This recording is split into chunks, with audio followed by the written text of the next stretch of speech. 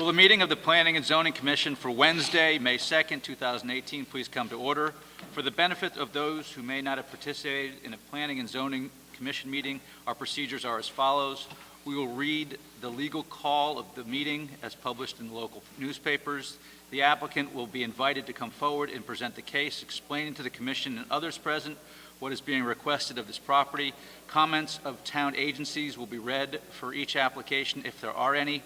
There will be clarifying questions from the commissioners. Then there will be the opportunity for clarifying questions from the audience. First, those who wish to support the application may come forward. Second, those who oppose the application will then be invited to come forward and express their opinion. As this is a public hearing, it must be recorded. It is necessary for speakers to identify themselves, state their name and address before addressing the commission. The applicant is then free to leave or remain for the balance of the public hearing and the regular meeting, at which time the commission will try and reach a decision on each application. Each applicant will be notified in writing as to the decision of the commission and has the right to appeal to Superior Court if desired. Decisions of this meeting are available the day after the meeting by calling the Planning and Zoning Office, 453-8039, after 9 a.m. Seated this evening are the following members: Sean Cosgrove, Matt Yerzinski, Dick Wallace, I'm Phil Johnson, Frank DeAndrea, Alan Brown, Josh Hirschman, and our alternate is Scott Edmond. Town staff is George Kroll, Aaron Mannix, Lisa Piombino, and Peter Schultz is our recorder. The Secretary will now read the legal notice. Okay. Notice is hereby given that the Guilford Planning and Zoning Commission will hold a public hearing on May 2nd, 2018 at 7:30 p.m., the location being the Nathaniel B. Green Community Center, 32 Church Street, Guilford, Connecticut, on the Whitfield Room on the first floor, for the following purposes. Dennis and Tracy McGinley, 17 River Street, map 32, lot 26, zone R3, special permit for construction of a 24 by 36-foot barn, section 273-19. Thomas and Mary Louise O'Keefe, 648 Mulberry Point Road, map 10, lot 146, zone R2, coastal area management installation of stairs and walkway for a boat launch access, section 273-91. David and Janine Braun, 5 Rock Lane, map 10, lot 70, zone R2, coastal area management installation of a dock and access walkway, section 273-91. Ann Maroney's, 2 Water Street, map 32, lot 43, zone C1, special permit for 7-foot by 24-foot outdoor seating, section 273-19.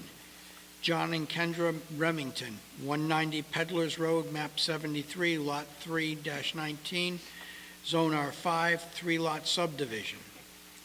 Jeffrey Jennings, 159 Mulberry Point Road, map 21, lot 2, zone R5, special permit for accessory apartment over garage, section 273-19. Copies of these applications are available for inspection in the office of the Planning and Zoning Commission, Town Hall South, 50 Boston Street, Guilford, Connecticut. At this hearing, persons may attend and be heard, and written communications will be received. Dated this 10th day of April 2018, at the time Frank DeAndrea was still chairman. Okay, cool. So the first item is John P. Matthews. Yes, it's the second. Thank you. Sure. Okay, I'm John Matthews. I reside at 15 Whitfield Street in Guilford, and my wife and I have an application before the board. This is the second meeting for a continuation of a non-conforming use at 17 Whitfield Street, which is the old Christian Science reading. Anything changed since the last meeting? No, we got approval for the sign from the historic district. I think the town approves it first, so we've got through that process. Any questions from the commissioners? No news one before. Very good. Wait a second on the move to close? Second. All in favor? All right. Thank you. Okay, great. Thank you very much. Claremont Remodeling. Again, second public hearing for 541 Sawmill Road. Anyone here? He's supposed to be here, so maybe you can skip over it. Why don't we come back to that He is one later coming. then? Okay. Dennis and Tracy McGinley. Hello, This is- everybody. Dennis and Tracy McGinley. 17 River Street, Guilford. Guilford, Connecticut. We have an application in for a special permit to build a post and beam barn in the backyard of our property on 17 River Street. And I believe you, the paperwork for that? No, okay. While we're waiting for that, can you read a letter here? Great. And this is from Kevin D., our environmental planner, and the applicant is proposing to install approximately 1,100 square feet garage for storage and personal workshop. No low-impact design criteria are indicated for the project.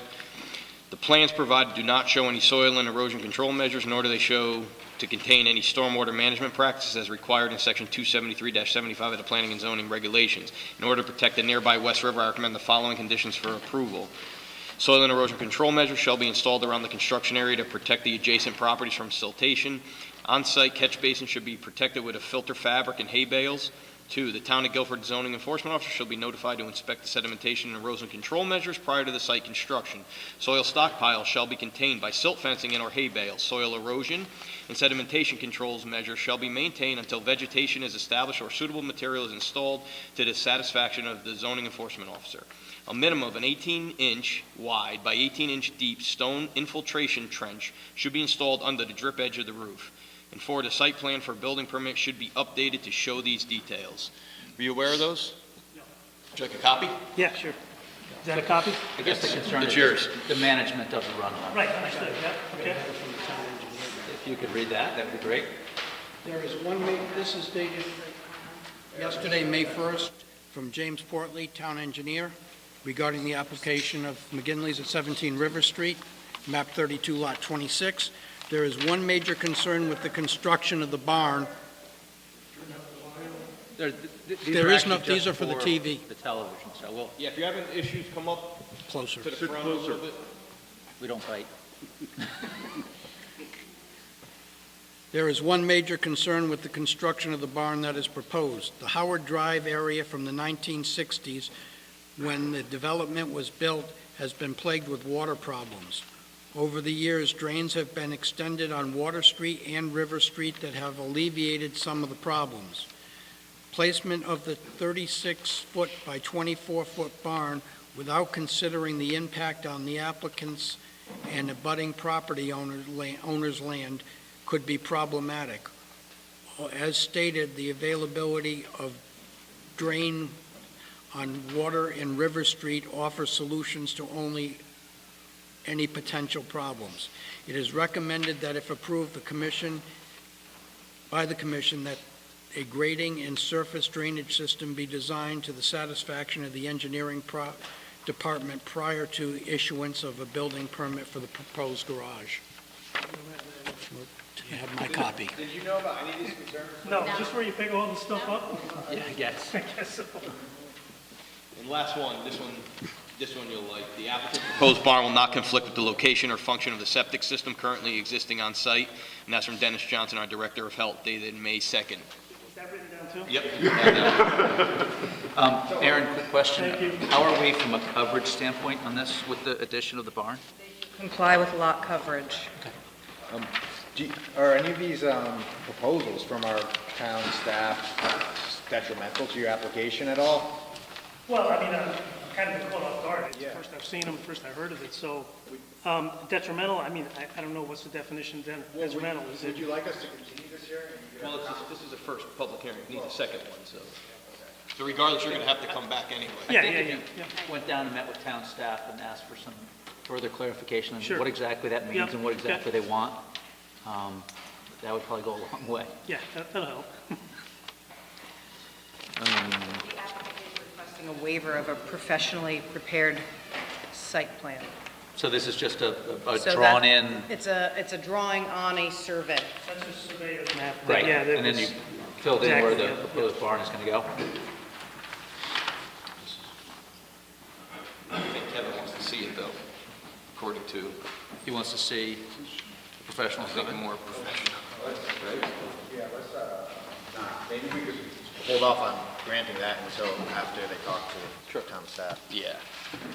Right, Jim Portley was comfortable having that as something that can be handled at the permit level prior to a zoning approval on a building. As long as they agree with that, then, What's that? as long as they agree with what was just stated, then you should be all right, one way or the other. Right, I don't think we have to wait. I didn't get that. What did you just say? I didn't, you couldn't hear that. The town engineer was comfortable having an engineering design showing that the proposed barn would not be adversely affecting adjacent properties with increased water flow. And he was comfortable having that design prior to issuing a building permit. So not necessarily for today or for next week for your approval, but before you get a building permit. That and any flood concerns would have to be addressed. Any clarifying questions from the commissioners? I mean, yeah, I need clarifying questions, but I need Kevin's things that we don't know. So, We could continue this if you want us to wait a little bit further, and so that you could figure out your whole plan. We could continue it to not the next public hearing, but the public hearing after that, or you could ask us to continue it at any point as well. I don't know how much time it's going to take to get an engineered plan together and all Yeah, that, so- so. I would just talk to the town staff and then figure out from there, and then you could let us know. So we'll keep it on for the next hearing, then if you want to, after talking to staff, you feel you need more time, let them know, and. so, We still gotta have the public. right, so is there anyone that would like to ask a clarifying question from the audience? Please step forward, state your name and address. Thank you. Hello. Step right up to the microphone. Okay, I'm Amelia Tarantino, and I live on 95 Water Street. My backyard abuts the side of his yard. So, I've lived in my house for 33 years, okay, and flooding has been a problem since I moved there. I'm sorry to interrupt you. Is there, you're getting to a question? Because after the questions, we hold time for comments both for and against. So if you have a question. Question Okay. is, first of all, what is going to be the impact of this building on my property? I'm very concerned about the water table, and what is a barn that big going to be used for? Is there going to be plumbing, electricity, heat? What is the access to this barn for whatever equipment they are going to bring in there? How's it going to affect not only my property, but I know the Barbies will have trouble too. I don't know when these houses, but this is not a question, but there must be a reason why these houses were built in the late 50s in a circle with the open space in between. What I would say is that hopefully the town engineer's suggestion for the water management would help with the runoff. I can't help you with the water table. The water table is what it is. And I understand that, but to put something, to add something to it and have it affect whatever's going on in a not positive way. And I think that the proposed 18-inch wide infiltration would really mitigate any potential runoff from, I'm not sure about that. I'm not a professional engineer, so I to know some I'm degree. not either, but, basically, the building is about the size of the home that they just bought and are living in. There's not much variance. On the map, it says, I can't remember if it's 34 by 24, but it's really 34 by 34, because there's a little indent there. Maybe we can get the applicant to answer some of your questions with respect to electricity, plumbing, heating. Yeah, well, the intention is to run electrical, run gas, run cable. I mean, you know, who wouldn't be in the man cave and watch the football game on TV or whatever? And water. I mean, that's kind of just, I think it just makes sense when you build something that big, you wouldn't just want to not add utilities at that time. But it won't be insulated. No, it's not going to be insulated, it's not heated. Our backyard now is the low point of the neighborhood, it really is. It's the low part of the bowl, so all the water ends up there. And since we bought it, we've been aware that it wasn't graded properly in the back, and they make mention of the drain, and they were talking about the filtration it's been in the backyard for 25 years, I think. And I'm convinced that if the yard is graded properly, an engineered system towards that drain, it's going to mitigate a lot of that water. And although the water does, you know, pool there, it does dissipate very quickly. You know, it doesn't stay for a long time. Yeah, it's not like, you know, Lake Guilford. I mean, it's, after a heavy rain, it pools and then it dissipates. But when I first moved in, I couldn't even flush toilets when it rained or do wash. So I'm questioning whether that's going to reoccur. I understand. Sure. Any other clarifying questions?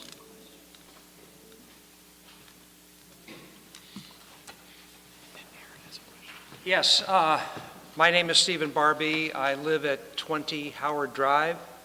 My backyard backs up to McGinley's. And from my standpoint, I and the other neighbors are not trying to limit any particular construction in terms of a quantitative basis. Qualitatively, the building looks like it's going to be very nice. And it's going to go on a half-acre lot. And the house that they live in now is approximately the same size as a footprint as this proposed barn. It's out of scale with the neighborhood, number one. You've heard Mimi Tarantino talk about the water issues. If this structure is built on to the size that is proposed, and my understanding is it's 34 by 36, which amounts to 1,200 square feet, approximately. That's right. As the land is, let's say, remediated to accommodate this building, it's going to raise the surface area, the height of the pond, basically, when it rains. When it rains, there's a pond created there. If this land is raised up in a remediation process, then where's that water going to go? Potentially it's going to go in my backyard. It's going to go in Mimi Tarantino's backyard. It's going to perhaps go into Kavanaugh's backyard. I don't really know. I'm not a hydrologist. I'm not an engineer, but these are gut issues that are very, very important to the neighborhood. And there's no question, you as planning and zoning have set up this standard, I suppose is the best way to put it, of 750 square feet. This barn is going to be practically 1,200 square feet. And it simply goes beyond the scale that neighborhood was designed for. And if you, in your deliberative process, that has to be obvious. And I don't know if any of you are familiar with St. George Church, but they have a barn that they've built in the last couple of years. That barn is 36 by 36. We're talking about a 34 by 36 building. If you stand next to that barn in St. George property, it's huge. And we have photographs to prove that. Last thing I want to say is, I assume, I'm a novice at P&Z. I assume that all these comments that have been made will be recorded, are being recorded. They are. And they will be subject to discovery if the future would entail that, would suggest that we would have these available if any other issue needs to be addressed that isn't addressed here. And I'll be clear about it. If in fact the program that is proposed will remediate the water and it's not remediated, then there's going to be some further actions. Well, hopefully the town engineer, in conjunction with hopefully grading the property to direct more water toward the drain will be helpful. But again, I'm not a hydrologist either. You know, we only work with what's presented to us here and rely on town staff. What I don't want to happen is this structure is built as proposed and the town engineer signs off on it that the water issue has been taken care of and it hasn't, then where does that leave the neighborhood? Where does that leave people who have their homes in the area? Well, I guess one of the questions we should ask the town engineer was whether or not this would have potentially a negative impact on abutting neighbors. Yes. I have some pictures that I took. Okay, we're actually at this point, we're still just taking questions, so we kind of a little bit of latitude because I haven't really got a question, but I understand where you're coming from. Well, the question is then, why would you allow in a neighborhood like this with a half-acre lot, why would you allow a building this size to be constructed? That's the reason that we're here, and that's the reason there's a special permit. I know, and that's something, and the town engineer really has to pay attention to the water issues here. They are, I can guarantee you, they are critical, and they will be critical. Thank you. Thanks for your time. Yeah. Try to get some of those answers for next week. Yeah. You have a question?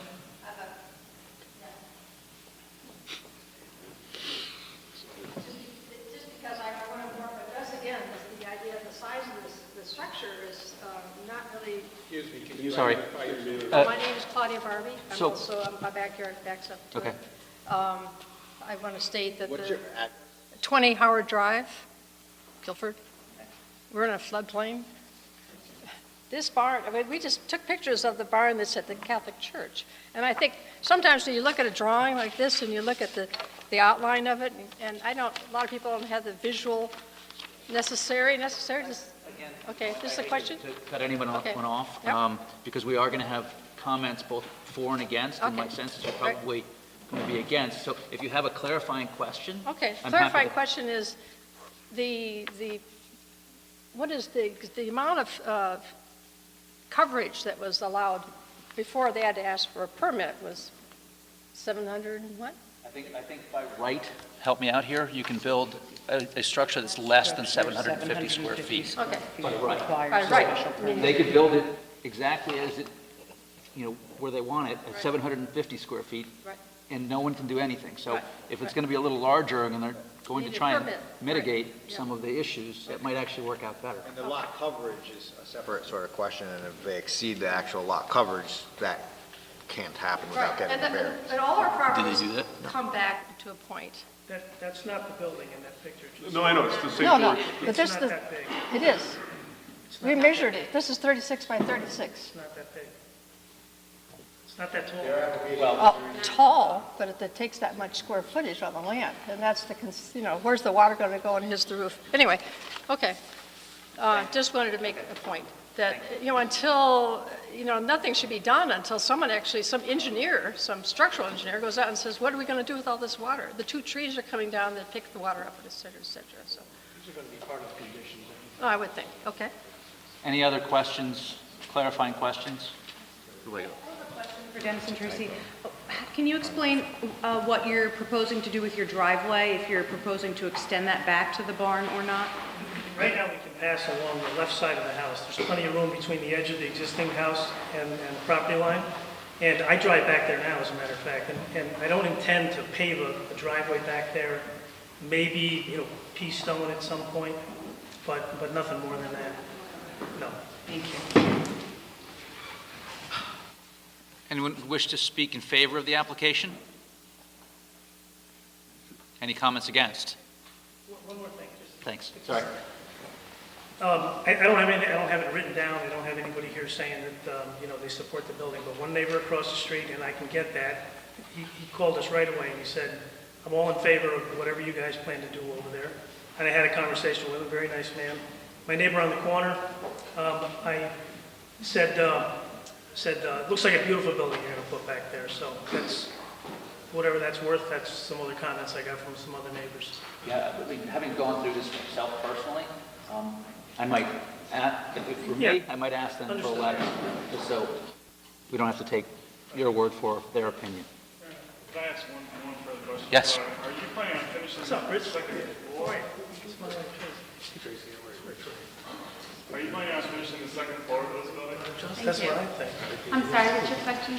Are you planning on finishing the second floor of this building? No, unfinished. Unfinished. Uninsulated. My name is Richard Ray, 1179 Moose Hill Road. I believe their investment into the floodplain is going to improve the neighborhood. Thank you. Thanks, Rich. It's a beautiful building. It fits right in with Guilford's heritage and the agricultural identity, so. Any other comments against? So what we need to do is continue this to the next public hearing? Sure, please do. So we'll log this as a... We're taking on April 16th. You want us to keep them and put them in the record? There are. No, okay. Okay. So I'd like to know also, how does it improve it? You just said you think it will. You can't have a discussion like that. You can address a question to us or a comment like that.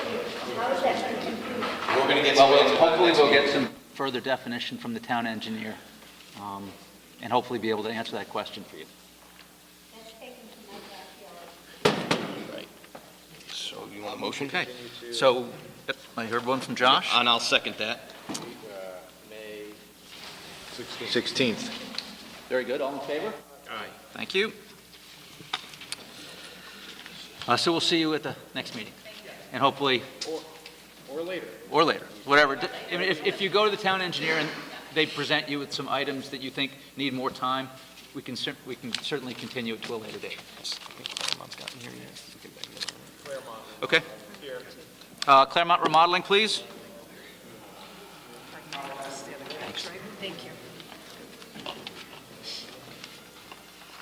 My name is Jared Claremont, address 8 Federal Square, Mansfield Center, Connecticut, representing Joshua and Sarah Lockwood, 541 Sawmill Lane, Guilford.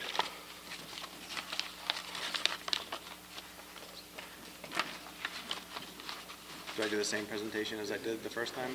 Is there anything different between now and the last? No. Commissioners have any additional questions? Got a letter here. If you could read that, that'd be great. This is dated May 2nd today from Dennis Johnson, Director of Health. Claremont Remodeling, 541 Sawmill Road, map 85, lot 65. The applicant's proposed 3-car garage will not conflict with the location or functions of the septic system currently on existing site. Any other letters, comments? Staff has one.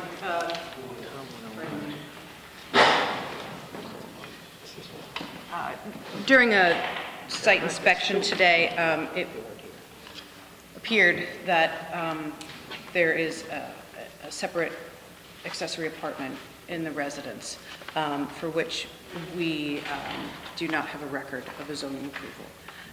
And in speaking with the applicant and the homeowner, we had mentioned what the permit process is for that, and that we would address that issue prior to any action. So we would close the public hearing and let the property owner figure which way he'd like to proceed, whether or not he'd like to apply for a special permit for the accessory apartment or a permit to remove. We wouldn't necessarily allow two, correct?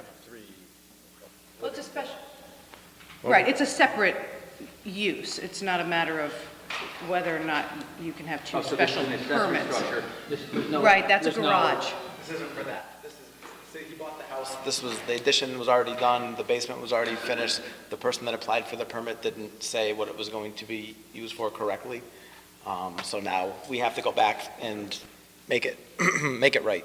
So you basically have to come back to us again with respect to the accessory Correct. apartment In and/or... In 2 weeks, what I'd like to do is answer all of her questions regarding the accessory, fulfill all the requirements of the special permit, and then present that to the board in 2 weeks, and then we can hopefully clear both things up. What Aaron's recommending is you close the hearing on this application, table it, and don't take any action until this other question is resolved. I mean, they could remove the accessory apartment, for example. They wouldn't have to make an application, obviously. Or if there is an accessory apartment, they'd have to make an application for it. But we'd want you to put this on hold until that was resolved, because the development of the accessory apartment might have some implications for what they're doing, what they're proposing to do here, and we wouldn't want you to act on that until the other issues As far as adding resolved. septic or something like that. Are they allowed to, this is just a clarifying question, if they have an accessory apartment in the home right now, and they have a home, which is a residence, can they have a separate structure with an accessory apartment as well, or don't we No, own? this is just a garage. Yeah, oh, okay. So the accessory apartment's in the main residence. You can only have one. That's what I was getting Right, at, right. so, okay. One apartment, two special permits, yeah. but for two different things. All right, I'll move to continue to. I think we want to close... No, close the hearing, and then when we get to regular meeting, you table it. I'll move to close the public hearing. Second. All in favor? Terrific. Okay, great. Thomas and Mary Louise O'Keefe.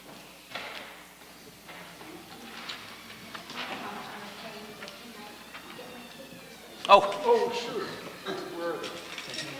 They went that way, so. No, she hasn't. Give her hers back. These are my copies.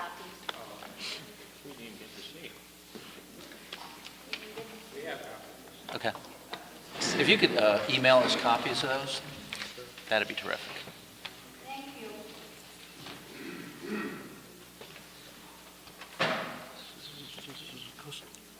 Good evening. My name is David Preventure with Coastline Consulting, representing the applicants, Mr. and Mrs. O'Keefe. The application before you is essentially a waterside landscape project to allow the applicants simple access to the water with kayaks and such. I thought I'd just walk you through, if you're not familiar with the property, where it is and what the unique features of it are. So it's a waterside lot directly across the street from the primary lot where the applicants live, and there are no structures on the lot currently. It has direct access to Indian Cove. In the blow-up aerial here, you can kind of see the real pronounced ledge rock here, and there's a rock slope leading to a small area of grass upland. And if you look here, there's a natural sort of wide crevice there, and that's sort of where we hope to lead access to. Some special features here. There's actually this unique dead tree on the lot that the applicants would very much like to preserve. It's serving as a great roosting spot for osprey and other birds. So the plan does actually involve trying to preserve this tree. You'll see in this middle photo, this is sort of looking south. Sort of the ledge rock and the rock slope sort of create this V, and it's in that V where we're looking to do some simple access.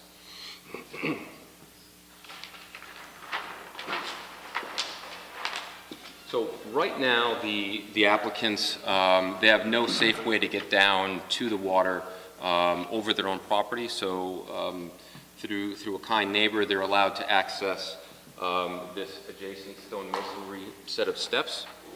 And they'll, from time to time, store their kayaks down there. And then this is this wide natural crevice that we saw in the aerial. So that's, again, that's sort of our landing point there. So our site plan, pretty straightforward. There's three main components. So we're proposing our own set of landscapes there that's embedded into the rock slope, leading down to a simple stone walkway. And then the last component is a set of dry laid, most likely stone steps that'll actually terminate landward of the state and federal jurisdiction line. So this is not involving additional permitting. Some other aspects of the project. So the rock slope is made up of natural stone and a lot of rubble. So the scope of work calls for removing some of that rubble and trash and then supplementing that with new stone. And as part of that work, we're going to be incorporating some natural plantings where right now there are none. So some salt-tolerant species in there. So they're looking to keep the waterside natural, but allow access and simple access. So just for kayaks and such, nothing too severe. There's a couple letters there. Just one from Kevin. The information provided indicates that the property owner plans on creating a formalized water access by installing a granite landscape staircase and stone walkway. In addition, the property owner proposed to reorganize the riprap slope and install salt-tolerant coastal vegetation. The application provides a detailed description of the work. The proposed work is located in a FEMA VE elevation 14 flood zone. Carol Seismecki, environmental analyst with the Connecticut Department of Energy and Environmental Protection, expressed concerns in our April 2nd, 2018 letter to the Commission regarding the placement / reorganization of boulders within the FEMA V zone. The reorganization of boulders should have minor impact on the coastal resources since the work should lock in boulders disturbed during previous coastal storms. In order to make sure the coastal resources are protected, I recommend the following conditions of approval. First, any exposed areas of soil should be covered at the end of the workday with filter, fabric, or tarp. Additional erosion control measures to be installed under the direction of the zoning enforcement officer. Second, the coastal jurisdiction line, CJL, should be marked prior to any site work in order to prevent work in the state jurisdiction. Third, a pre-construction meeting shall be held with the environmental planner, engineer of record, and site contractor prior to the start of work. Do you have any problem with those three conditions? Do not. And then there's another letter which Kevin talked a little bit about in his letter, where they have a little bit of disagreement, I guess, from Carol Seismecki. I'm going to read that too. Dear Commissioners, thank you for referring this coastal site plan review received March 28, 2018 to us for review and comment.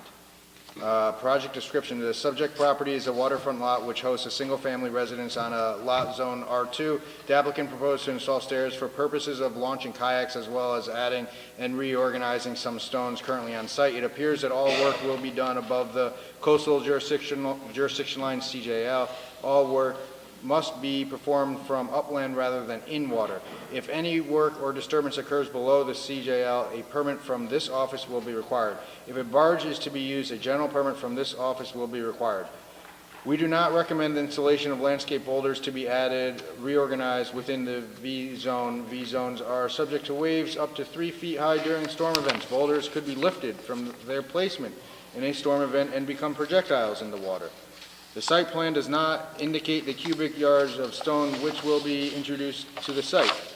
The Commission should determine how many cubic yards of stone are proposed to be brought in and whether the amount of stone to be brought in and spread on the site is reasonable. Coastal resources on this waterfront site include rocky shorefront, coastal waters, coastal hazard area V and 10, and shorelands. Conclusion, we hope that these comments are helpful to the Commission pursuant to CGS Section 22A 110.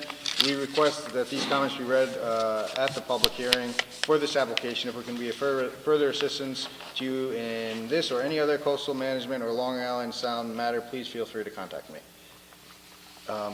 So Kevin doesn't think that the boulders can be projectiles, but Carol does. Is that the differential here? You did mention that the stairs will be cemented in or secured? Yes. And are there additional boulders that are being brought in? Yes, so above the flood zone, we have, let's see, what's the best view to look at here? So up here, to stabilize the top of the slope, right now it's very irregular and it's sort of some exposed sediment. So up here, above the flood zone, we are proposing to reinforce the top of the slope. What's your opinion on the boulders being projectiles? Should that be a concern of ours, or? I mean, right now, the slope is a rock slope. So there's rock there. Our intention is not to lessen the concerns there, obviously. So if any new stones will be brought in, they'll either be tied down or they'll be larger than what's there. So if there's a concern currently existing. And my guess is that we could probably ask the O'Keefes, but they probably haven't seen too many boulders pushed up above the top of the slope, is my guess. Any clarifying questions from the commissioners? Makes sense. I agree with Kevin. You're bringing in about 10 cubic yards of stone? Yeah, that's our estimate. You know, it's tough to say how much rubble is there that will be removed, but that's a rough estimate.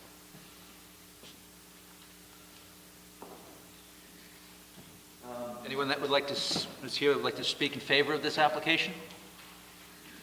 Anyone that would like to speak against this application? Second. All in favor? Thank you. Great. Thank you. I don't know. No, it's a CAM. So we'll deal with that tonight. David and Janine Braun.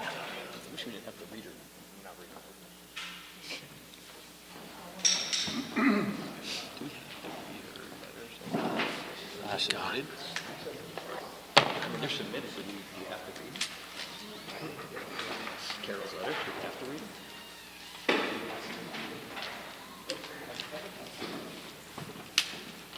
Yeah, I know.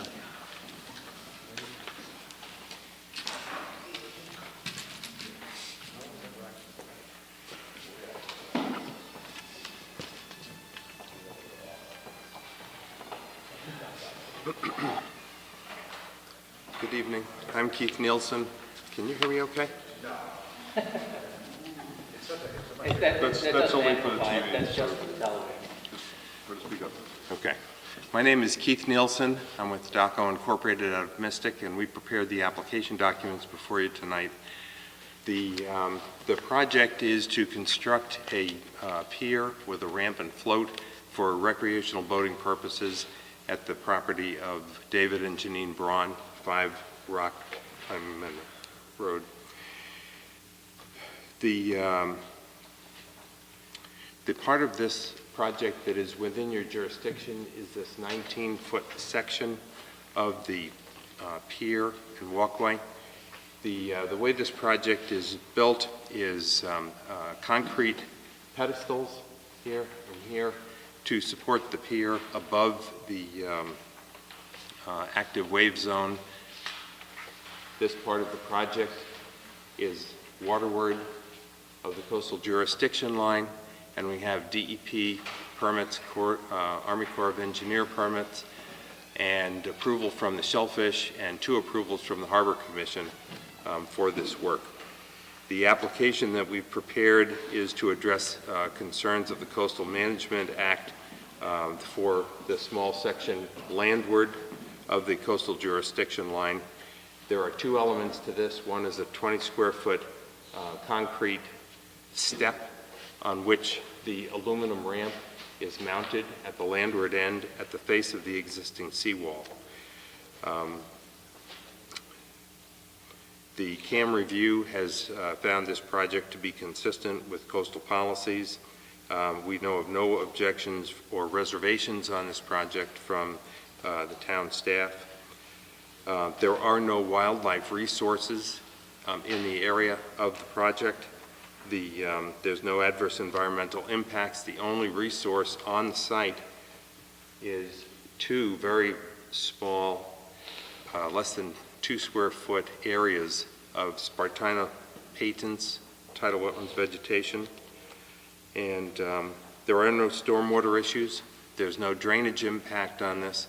This structure is spanning a ledge slope devoid of vegetation. And so it has no adverse environmental impacts. There are no water quality issues associated with it. It will not adversely affect water flow and circulation. This dock system is an allowable accessory use for a residential home site. And as I mentioned, we have both local town commission, Shellfish and Harbor Commission approvals for the work. The unfortunate part of this is that it's built. Right now, we're just doing a little cleanup, as I understand. This is my mistake. When I did the design, I was trying to stay below the 30 square feet of contact area, the way I understood the criteria, which is why the concrete footing is so small. And I did not realize that the 19 feet of the walkway was also included in that part of the regulation. So that was my mistake. The total area of the encumbrance within your jurisdiction is approximately 80 square feet. Did you say 8 or 80? 80. So I would be happy to take any questions that you might have. I have a question. Did you talk to Carol Seismecki at all about this matter? She's the Connecticut Department of Environmental. Yes, Carol Samansky? Yeah, you spoke with Carol? I did. And she has offered a letter which I believe will be read into the record. And she was okay with it when you spoke with her over the phone? Well, yes, actually, I had a discussion with her in her office recently. It is consistent. Her review of this project came up after her office had already issued the permit.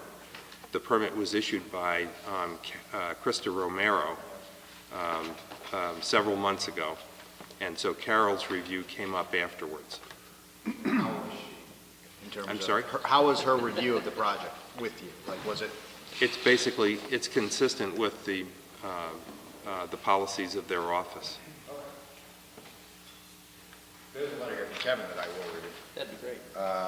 The applicant is for the after-the-fact construction of a residential dock with a fixed pier, ramp and a floating dock. The coastal area management application is for the portion of the fixed pier located above the end area of exposed ledge, rock, landward of the coastal jurisdiction line. The applicant has received permit number 201702208 from the Connecticut Department of Environmental Protection and approval from the Army Corps of Engineers.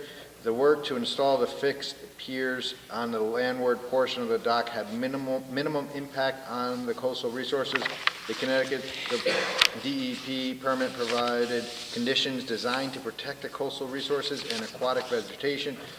Condition 15 of the CTDEP permit requires the applicant to provide the CTDEP with an as-built location of the dock. A copy of this as-built should be provided to the zoning enforcement officer.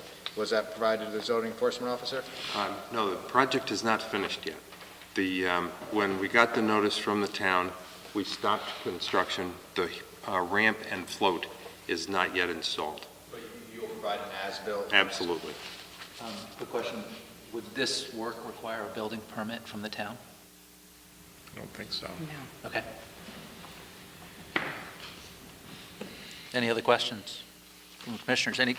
Any clarifying questions from the audience? Would anyone like to speak in favor of this application? Okay, back to questions. You got to come up and state your name and address for the record. State your name and address. Thanks. Sorry. Please. Just have it. I know, it's all right.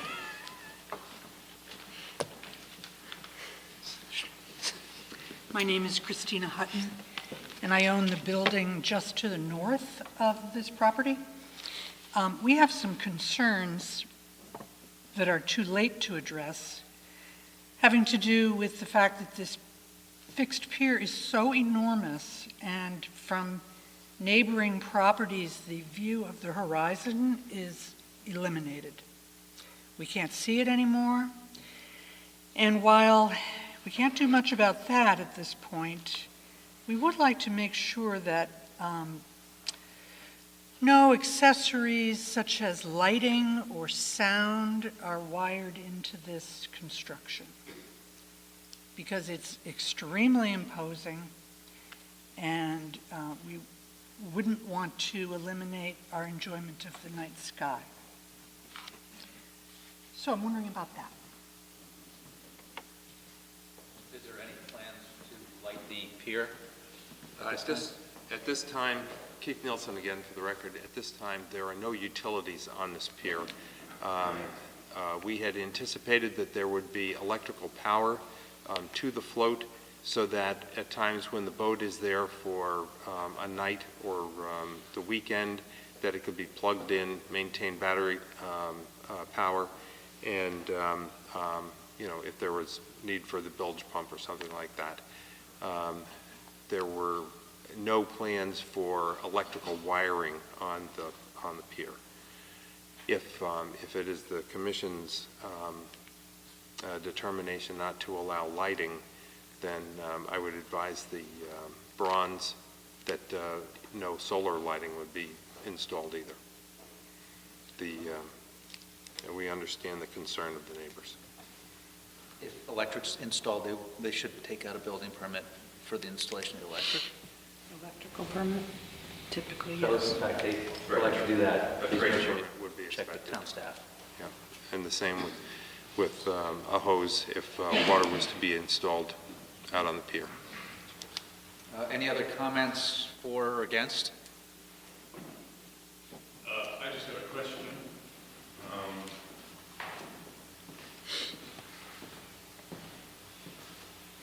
My name is John Hutton, and I'm at 17 Rock Lane, which is 2 houses up north of the Bronze. It seems a little vague about the lighting question to me. We have no plans to do that?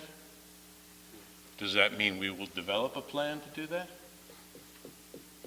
And how do we, how do we quantify that? That's my question. Because the lighting is an issue for us, the neighbors. So could we put a condition in that specifically would state that You can put any kind of conditions you want on there. Is this a special permit application or? No, this is just a can. So how can we? Well, I don't know whether, I guess my question, I don't know whether you have jurisdiction over the portion of the dock structure that's within the state review area. Do they have the authority to approve lighting or not? I assume when plans are submitted, it would include lighting, and if those plans were modified, they'd need a modified plan? Is that fair to state? I don't know the answer to that question. So there was no, the DEE plan that was approved did not include lighting? Or did? The DEP plan did not include lighting. It included electrical power to the dock. So, to your question, then any change to that plan would have to go to the DEP for a revision of the plan? I can't answer that. Okay. Who can? So Carol. So for purposes of. It's not Carol's jurisdiction. It's the other person who granted this original permit. So for purposes of our jurisdiction, if they were to change their plan, they're going to give us an as-built once the project is done. If they were to change their plan, would they have to go through the whole CAM process again to add lighting, or no? No, I mean, normally, installing lighting in your yard or on your property, even if it's within a CAM area, it's not subject to CAM permit. Okay. So I would say no. So But for our jurisdiction, I don't think we can do anything to limit it. You could make a recommendation to the DEP that no lighting be allowed on the dock, whether they... Yeah, our objection, sorry to interrupt, our objection, that would be unprecedented lighting on docks, on Tuttle's Point anyway, and it would be, 40 or 50 feet out into the water.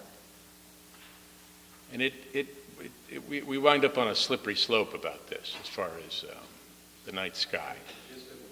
What we're discussing here is that that's not really under the jurisdiction of the town. Okay. I don't think. So the other question is, if this plan changes, do new plans have to be submitted, and to who do they have to be submitted to? I would probably pose that question to the DEP. Right. Is that because it's in the water? It's their So Yes. you can probably get a copy of the approval letter from the DEP, from town staff, which would list the contact there, and that person should be able to address that Okay. question. Okay, great. Yeah, thank you. Any other comments for or against? Just one more thing. It bears noting that solar lighting would be just as bad. I would like to just make one comment that I believe the representative here today accurately reflected what Carol has said, so reading her letter into the record is not necessary. Okay, thank you. Anyone care to close? So moved. Second. All in favor? Aye. Thank you. Amarones, or Amarones, depending on how one pronounces such a thing. Good evening, everybody. My name is Bruno. I'm the owner of the restaurant Amarone. We are planning And, to... sorry, could you state your address for the record? 2 Water Street, please, I'm sorry. We are planning to put a small patio outside, 7-foot by 20-foot outdoor on the Water Street side, because it's a corner building. The design review, took a look on our plans, seems to be okay. The health department took a look on our sewer system, seems to be okay. And that's why we're here today, to ask for a permission to have a small patio in the front of our restaurant. So if I understand it, there's approximately a 7-foot section out in front that is actually your property, and then there's an additional area that's, Our rented property, what belongs to the property, correct. and that there'll be some type of a barrier installed between the seating Correct. and the sidewalk? Because of serving alcohol outside, the liquor department is asking us to make sure exactly where you can carry that glass of wine when you go outside, that you cannot walk around on the street. That's correct. Specifications and the furniture and everything that's proposed. And Do you have a site plan? Pass down the site plan as well. here's a plan showing the location as well. This is on the Water Street side of the property. So there's a letter while we're doing that from our engineer, James Portley, and he said that it's May 1st. There are no objections to the seasonal nature of the plan with provisions for removal of the steel railing system during winter months when snow removal operation can severely limit the pedestrian movement. It's recommended that if approved, the outdoor seating service be limited to the period of April 15th through November 15th of any year. You knew that? Be with that, and our plan is to make it removable because it's much easier for us as well in the winter to clean the snow. And we are planning to put once we drill down for the poles, to make plugs for the winter time to be straight with the street. With the sidewalk? Correct. So it's going to be removed completely in the winter time, or after November 15, if I understood it right? Yep. That's no problem. And our Director of Health, Dennis Johnson, on May 2nd said that the applicant's proposed outdoor seating arrangement will not conflict with the septic system design capacity currently existing for the food establishment. The Fire Marshal's office commented as well, they came in and spoke. They do not want an umbrella to overhang onto town property. No And wider so- than 7 feet. Right, so they had With asked no that. commercial. In the sidewalk, we meet all the handicap, ADA requirements, right? Right, Jim said the 7-foot width would be okay. And Aaron, just, there was prior approvals at this site when the ice cream shop was here, correct? Sure. Here's that was actually This was a previous approval for tables. Most of them were along Whitfield, actually, for that application. Much tighter on that side. And that's only an It's just 7 feet on the walkway side. So right now they have this approval of this? That was for, Was this a special permit? Was this a special permit that was granted? Yes. So doesn't that run with the property anyway? Probably. So why? Well, he's not. Oh, he's changing it. He's proposing a different Could have had design the same plan. thing, okay. This is a special permit because outdoor seating, if it's proposed within 100 feet of a residence or apartment or dwelling unit, requires a special permit. We sent a letter to everybody within 100 feet. We had the letter feedbacks, and that was all certified. Right. Any questions from the commissioners? Yes. Pretty much already approved. Any clarifying questions from the audience? Any statements for the application? Would anyone like to speak against it? Just for the record, as Bruno said, this was reviewed by the Design Review Committee, and they were happy with the proposed plan, the fixtures, the furniture. It all looked good to them. For next year, instead of umbrella, we are planning to do retractable awnings, but that's for next year. Thank you very much.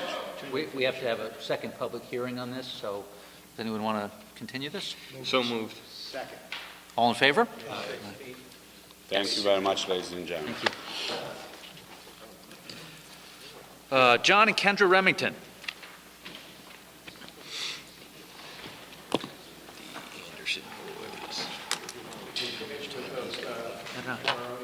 Peter, how we doing on time there?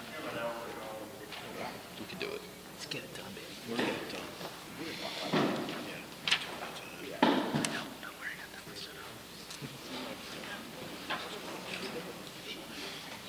John, did you give him this piece of paper? Yes. You did.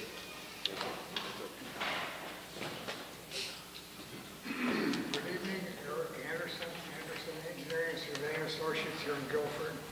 With me this evening is Todd Anderson of Anderson Engineering and Surveying, and John Remington, who is the owner of the property that we're before you with tonight.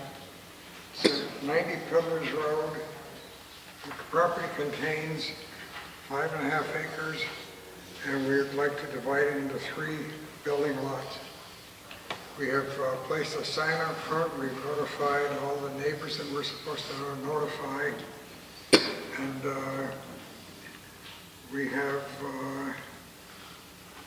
we've designed all of these lots, tested them all so that they're all buildable. And we have worked with the town engineer, lot number 1 out here, for an area to be dedicated to the town for highway purposes. We've also, in response to concern of a neighbor across the way, have put a drainage structure at the driveway so that the water coming down the driveway will not go out onto Peddler's Road and across the road toward his property. The lot number 2 has an existing house where the Remingtons reside. Lot number 3 is an interior lot which is perfectly capable of being built upon.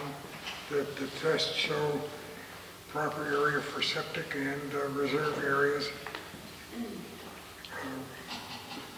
We have also shown here where the driveways can go to the house to the rear. There's also a driveway to adjoining property to the east that is not part of this subdivision. So we have the three parcels that are served by this roadway. The open space, in the original subdivision, there was enough open space for all of the property. There was a question that was raised today about the open space. We do have an area, if the commission feels that we need more open space, there is area to the rear here that we could either transfer to Land Conservation Trust because it abuts their property, or if they feel they do not want it, we could do it as a conservation easement. As I say, we don't need it to meet any minimum open space requirements, but if it's needed as a good faith offering, we'd be happy to do that. I believe that's it, unless Todd has something to add to this. No, unless there's any questions that arise that need addressing. Well, let me read a letter from our town engineer. I'm sure you saw it from James Corley. It was dated on May 1st. This is a 3-lot subdivision that has an existing house of Lot 2 that is served by a paved driveway off Peddlers Road. The other 2 lots, number 1 and number 3, are subdivided off the original track that provide reasonable home sites with varying degrees of difficulty to complete the site requirements. While there's an ample evidence of bedrock in the area, a deep test pit in the driveway for area Lot 1 is showed deep soils which will facilitate the driveway construction as well as the roadside clearing and grading necessary for all sightline improvements, as well as provide a safer road shoulder for motorists on Peddlers Road. Even though the site development plan shows a catch basin and stormwater gallery system at the driveway entrance, which in most cases is more than adequate, the applicant's engineer has been asked to eliminate the gallery system and replace it with a 15-inch diameter pipe directed to a grass swale to provide a running westerly to the head wall inlet that is connected to the Gray Ledge Drive stormwater system. This approach will provide a greater degree of protection to Peddlers Road and surrounding environs. Fears of neighbors regarding the development of Lot 1 are based on assumptions. Field testing, as noted, indicates blasting for the driveway entrance are unfounded. Likewise, properly phased construction whereby the roadway shoulder is graded as an initial step will allow removal of large tree at the edge of the road without placing equipment on the road. In total, there are no engineering impediments that would preclude an approval of the application. The following conditions should be stipulated as conditions of approval. 1, the site development plan be revised to provide the design of a 15-inch diameter drainage pipe from the catch basin at the Peddlers Road driveway to lot number 1 to the satisfaction of the town engineer. 2, a construction phasing plan for clearing and grading improvements be added to the site development plan. And 3, that the right-of-way line shown on the record subdivision map be monumented prior to the issuance of a C of O for either lots 1 or 3. You guys got that, right? Yeah, I've not seen the letter, but that's the response to when I met with Jim and discussed everything, so that's no surprise. Was the installation of that line agreeable? Yeah, we changed the plan that we have here this evening, shows that being changed. We did do that. There's another letter here that I can read into the record. To whom it may concern, we are John and Jennifer Crute at 161, are they here tonight? Okay. You are? Would you like me to read this, or would you like to speak on your own behalf? At such time as it's appropriate to speak against the Okay, application. then we'll wait until that time, and I'll read this into the record. All right, we got another one from Dennis Johnson here. What's going on? Go for it. You're on. Cell tests conducted on the applicant's proposed subdivision reveals suitable conditions for construction of both on-site and septic system and private wells as serving a single-family houses. It is recommended that the applicant propose subdivision approved with the following conditions. Septic system for the proposed lot 1 and 3 shall be approved by a licensed engineer. I had a quick question. You got that? Does this meet all criteria in terms of lot size in the zone? I heard the part about the sanitary system, so I'm sure that that's the standard, Yeah. standard note. Engineered system designs. Yep. Check out. How big is each lot? The front lot is 40.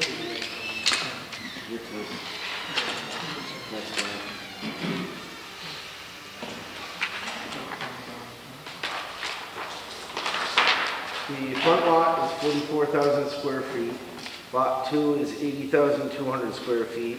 And Lot 3, which has the right-of-way on it, has a gross area of 84,700 and a net area out with the without the right-of-way area is 60,290. And R5 is R5 is a 40,000 square foot zone.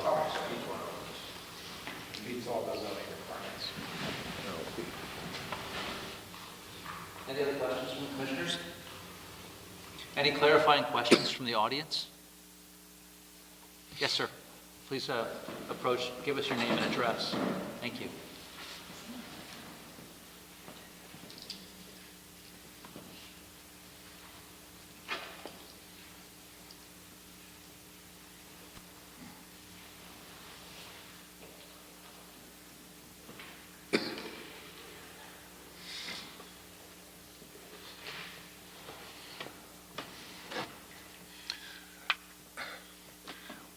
My name is William Passes, 206 Peddlers Road, which is a adjoining property to this subdivision.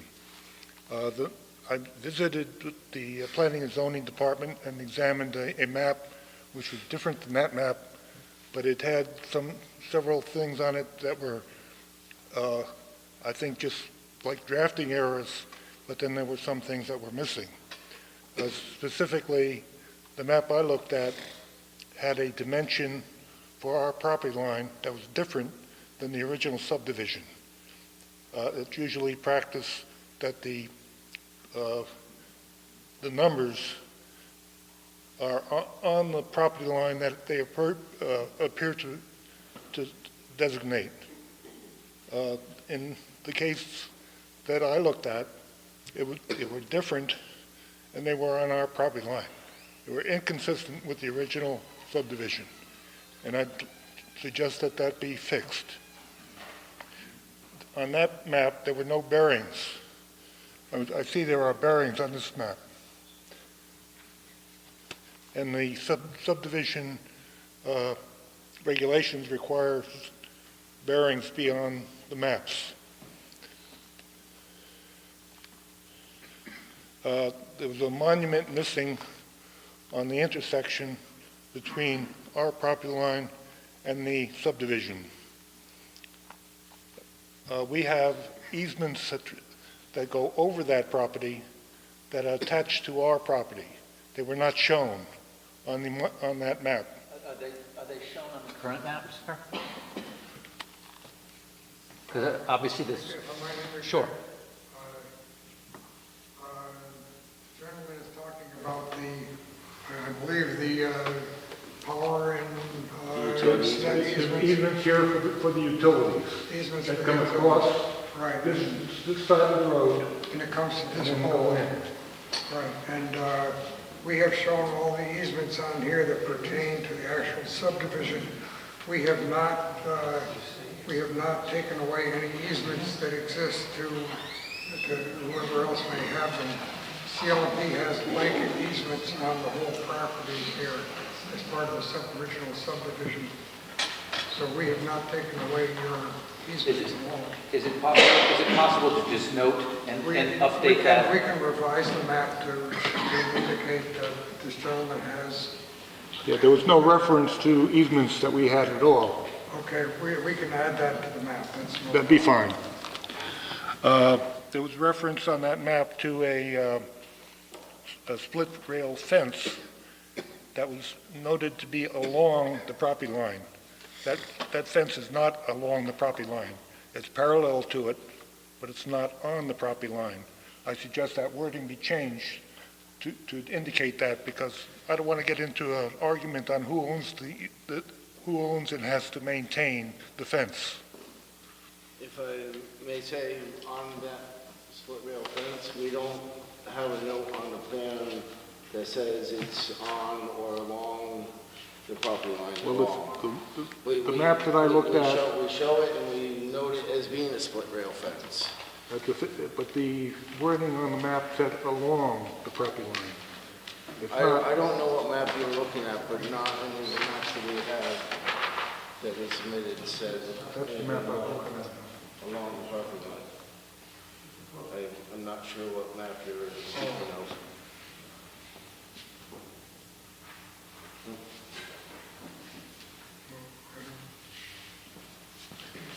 I can assure you, we'll make sure that none of the maps that we have say that, Just make it clear that it's not on the property line. now, was that your fence? That's not my fence. Not your It fence? was put up by Mr. Highway. Oh, so you don't want the responsibility of maintaining I it? don't want any responsibility to maintain that. It's not on the property line, it's about an inch off. Okay. And there's a pin, 9X property not shown here, or maybe that's the line, but there's a pin right up inside the fence, our property line. Right. Yes, we showed that in. That'd be fine. Yeah. Thank you. You're welcome. Would anyone else like to speak for or against the application? Incidentally, we're for the application. Okay, thank you.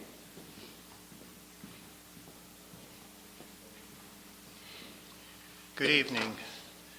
My name is John Pruitt, and I live and I also work at 161 Peddlers Road in Guilford, Connecticut. We live right across the street from Lot 1 of the proposed subdivision. I'm also a licensed architect who has his practice located at this location. We've lived here since 1983 when I designed and built our house. Having reviewed the proposed subdivision and its subsequent proposed construction, we hereby express opposition to the proposed subdivision and its subsequent development. The following are our concerns, which I intend to express in some detail at this upcoming public hearing. 1, the proposed driveway to Lot 1 has its curb cut right in front of our driveway across the street. In order to properly grade the driveway entrance, it would have to be graded such that much, if not all of the drainage will spill onto our property and our driveway, possibly damaging our property. Such adverse impact would happen especially during construction of this proposed driveway, when it is anticipated that inadequate provisions for erosion control may take place. 2, regarding such proposed driveway, the driveway would have to be graded through existing rock ledge. Therefore, blasting would be required.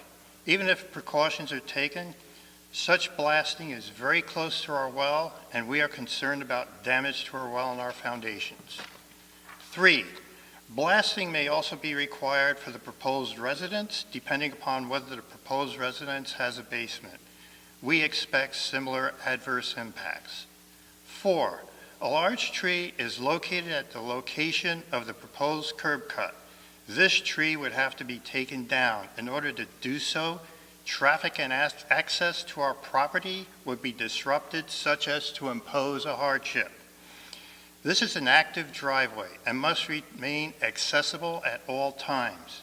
The equipment required to take down this tree would be such as to physically block our driveway during peak hours, causing undue hardship. In my review of this subdivision application, I have to consider the adverse impacts that subsequent construction, ultimately a goal of the process of approval of this application, would have to ourselves and our property. As a result, we have no alternative but to voice opposition to this application. As an architect, a planner, and somebody with considerable experience in construction of these projects, I'm more than willing to answer any questions about my opposition. Are there steps that can be taken to reduce the risk if, in fact, blasting has to be done? I mean, it always sounds...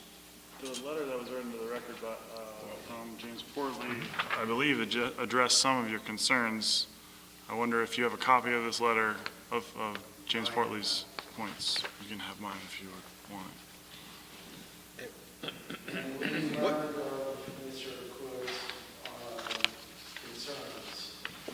We went out to the site and performed a deep test pit right adjacent to that tree where the driveway is going up through. And we got about 6 feet down there's very, very large boulders in that area, but we did not find ledge. So yes, where And again, this is a schematic location for where the house could potentially go. That's all we're required to do. Somebody could buy this lot and put the house in an entirely different location. If they want to do a basement in that location, yes, there's probably going to have to be some blasting done. But I don't foresee, we have about a 3-foot cut for the driveway right at the road, tapering off to a 2-foot and then a 1-foot cut to make the grades work for that driveway. We don't foresee there being any blasting required for the driveway, potentially yes for the house. I understand his concerns about his well. I don't have his well located. I did see it across the street, but I would guess that it's a minimum of about maybe 70 to 80 feet away from where the largest cut of the driveway is going to be, and over 100 feet to where the house is going to be. I'm not a blaster, I'm not a geologist, but I do know that they blast in very sensitive areas and are very careful with how they go about their business. So I do realize his concerns, but I don't think that it's going to be a problem. The one thing I do know in my years of experience and personal experience in blasting from my accessory apartment and into the garage that I had, we blasted 10 feet away from my existing garage foundation to get the crawl space in from the accessory apartment, and we were blasting within 10 feet. And to this day, in the floor and the walls of that existing basement of the existing garage, there are no cracks of any kind. These blasting companies nowadays, because of insurance and because of potential problems, they have to do a pre-blast inspection, and they don't just throw the charges in the ground anymore and throw the mats on and then blow everything to kingdom come. They're professionals. They do it the right way. So, unfortunately, I can't share Mr. Fluid's concerns about the blasting of the house. But I do know that if somebody has to blast for the house, that they will contact him and we'll go through this pre-blast scenario. And as far as the tree out on the road, Jim Portley was delighted that we were going to be taking that tree because it's right at a short point in the road, and he wants us to clear that for sight distance, even for the traffic that goes by, not only for our driveway. So I think in Jim's letter, I didn't read the letter, but I know when we discussed it, he was quite pleased that we were going to take that tree down and lower that bank in there for sight distance. And as I stated, we did put in the drain, or I think Jim stated, we did put in the drain to alleviate the driveway drainage coming down onto the road to prevent it from going across into Mr. Fluid's driveway. If I may rebut, prior to the installation of all these drains, what are proposed and what Jim Portley has proposed is the whole process of digging the rough grading for the driveway. And during that process is when the most adverse impact on our property I anticipate to take place. Now, there are provisions to try to limit sedimentation and erosion from the property onto Peddler's Road and subsequently onto our property. They can place tracking pads, but prior to that, it is totally uncontrolled and uncontrollable. And quite frankly, the fact that there are any impacts that could happen as a result of this construction across the street from us causes me to continue to be concerned about this. and I cannot support this application under those circumstances unless I can be assured that a plan is submitted before the Planning and Zoning Commission that shows absolutely and positively no impact on our property.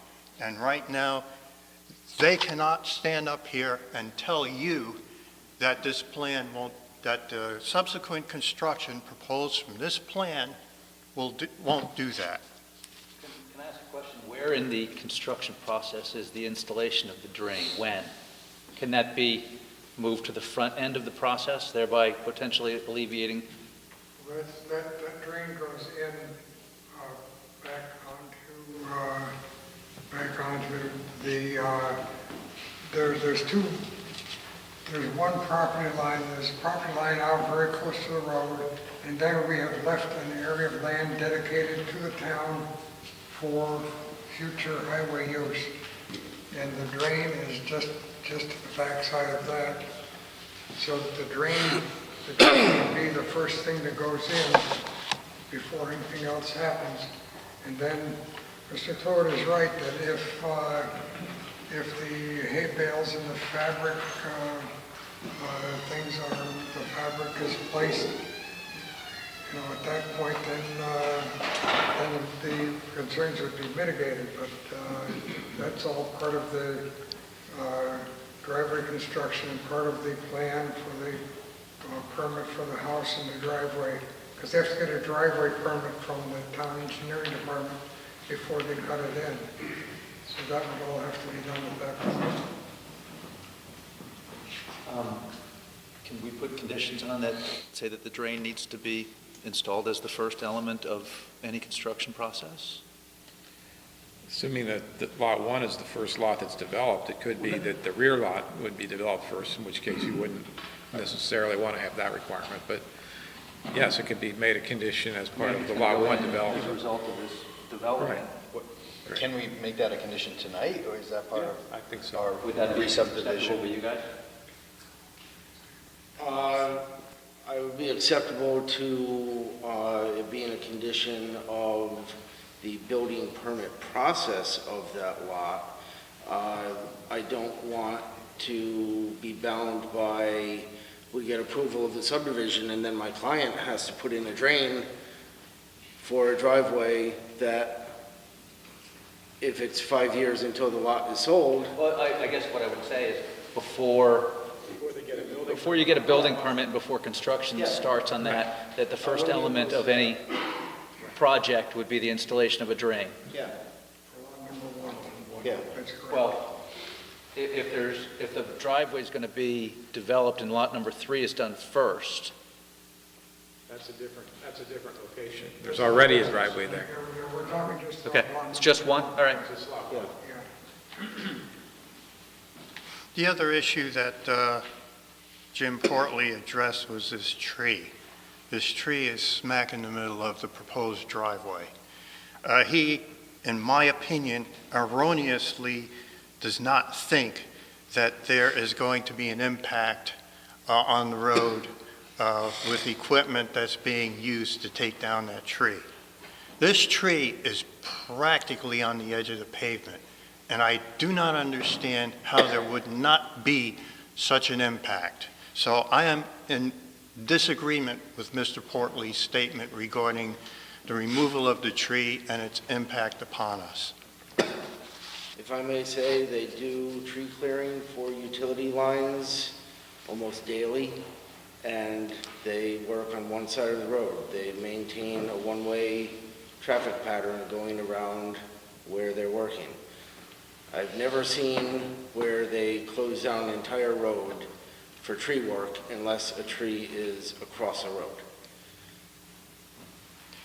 Even if they close down one lane, it's right in front of our house, it impacts us.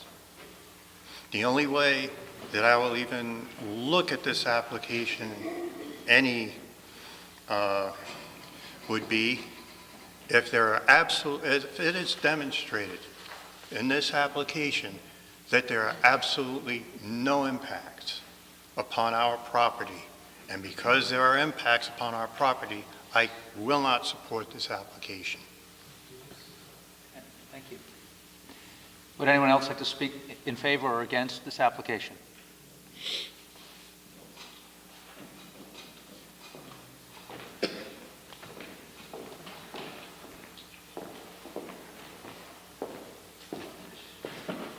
My name is Richard Hossley. I live at 111 Old Road in Guilford. I didn't come here tonight to speak about this application. That's out of my neighborhood. But I would like to speak about blasting, since I'm the vice president of Connecticut Explosives Company, president of R.M. Hossley and Son. The company's 93 years old, started by my father. My son is third generation, and we're both members of the International Society of Explosive Engineers. There's a lot of myths about blasting, and Mr. Pruitt, who's an architect, planner, and knowledgeable explosive expert, probably could use a refreshment course about blasting. Now, before any blasting, drilling and blasting is highly regulated, not only by the state of Connecticut, but by the government. And as a result, before blasting is performed, pre-blast inspections on homes within at least 250 feet are required by the fire marshal who regulates, of the town that regulates blasting. Seismographs to monitor not only the vibration intensity, but also the sound over blast, the type of blast that would rattle windows, for instance, are required. Typically, in a subdivision road or a house foundation, the average depth is 7 to 10 feet. Well water varies in a well, but typically between 80 and 100, 150 feet.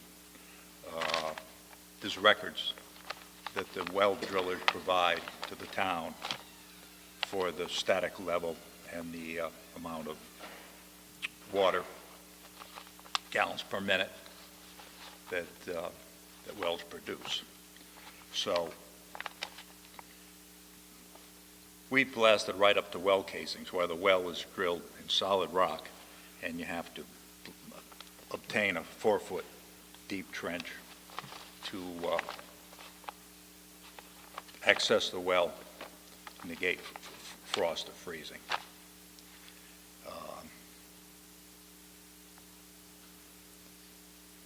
I mean, this is something we do every day.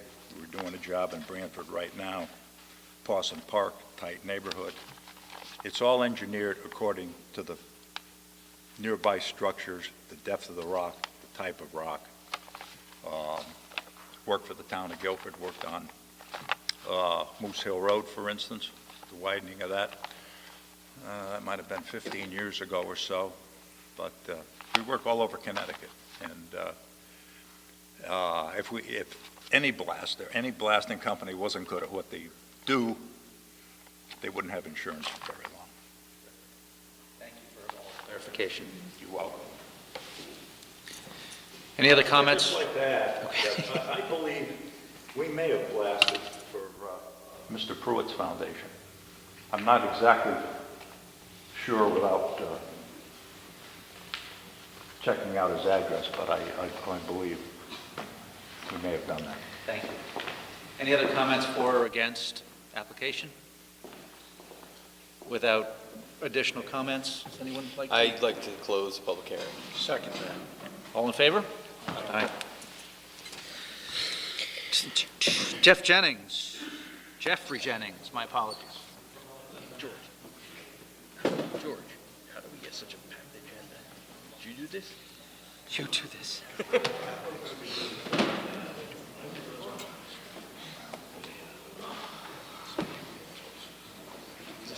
Is this you? I've never done this before, so I'm just... Tell us a little about what you're proposing. Do you have plans? Name and address. Name and address for the record, and then... Jeff Jennings, 159 Mulberry Point Road. The project is to convert an existing bedroom and bath that exists over our garage into more of an independent living space for my parents. So it's an application for an accessory apartment with a handicapped accessible bathroom and an elevator. Any additional space being added to the building? The footprint of the building will not change. We are adding a dormer to expand the available square footage, which is currently under the slope of the roof. So, but the existing garage space is the defined space. Oh, great. And I'm assuming that you sent registered mail to all the budding neighbors? I did. I don't know that anyone here. Yeah, we have a letter from Dennis Yes, you Johnson. should have all the receipts, I think. Dated May 2nd, the applicant's proposed accessory apartment design incorporates an existing house bedroom into the floor plan. Consequently, no increase in total bedroom count is proposed. A 4-bedroom septic system currently exists for the house and is adequate in capacity to accommodate the proposed accessory apartment. It's recommended that the applicant's proposed special permit be approved. Thanks, Dennis. Any other letters? That was the only one I found. Just to check all the boxes that we need? As you probably don't know, we require 2 public hearings, so we're going to ask you to come back, and if there are any questions at that time, we'll ask them, and then ask the commissioners to take a peek at the plan, but it sounds pretty straightforward to me. Any questions from commissioners? Would anybody like to speak in favor of this application? Would anyone like to speak against it? With no objections or people? Second. All in favor? Thank you. See you in a couple weeks. Appreciate your time. Unit Owners Association at the Guilford Yacht Club.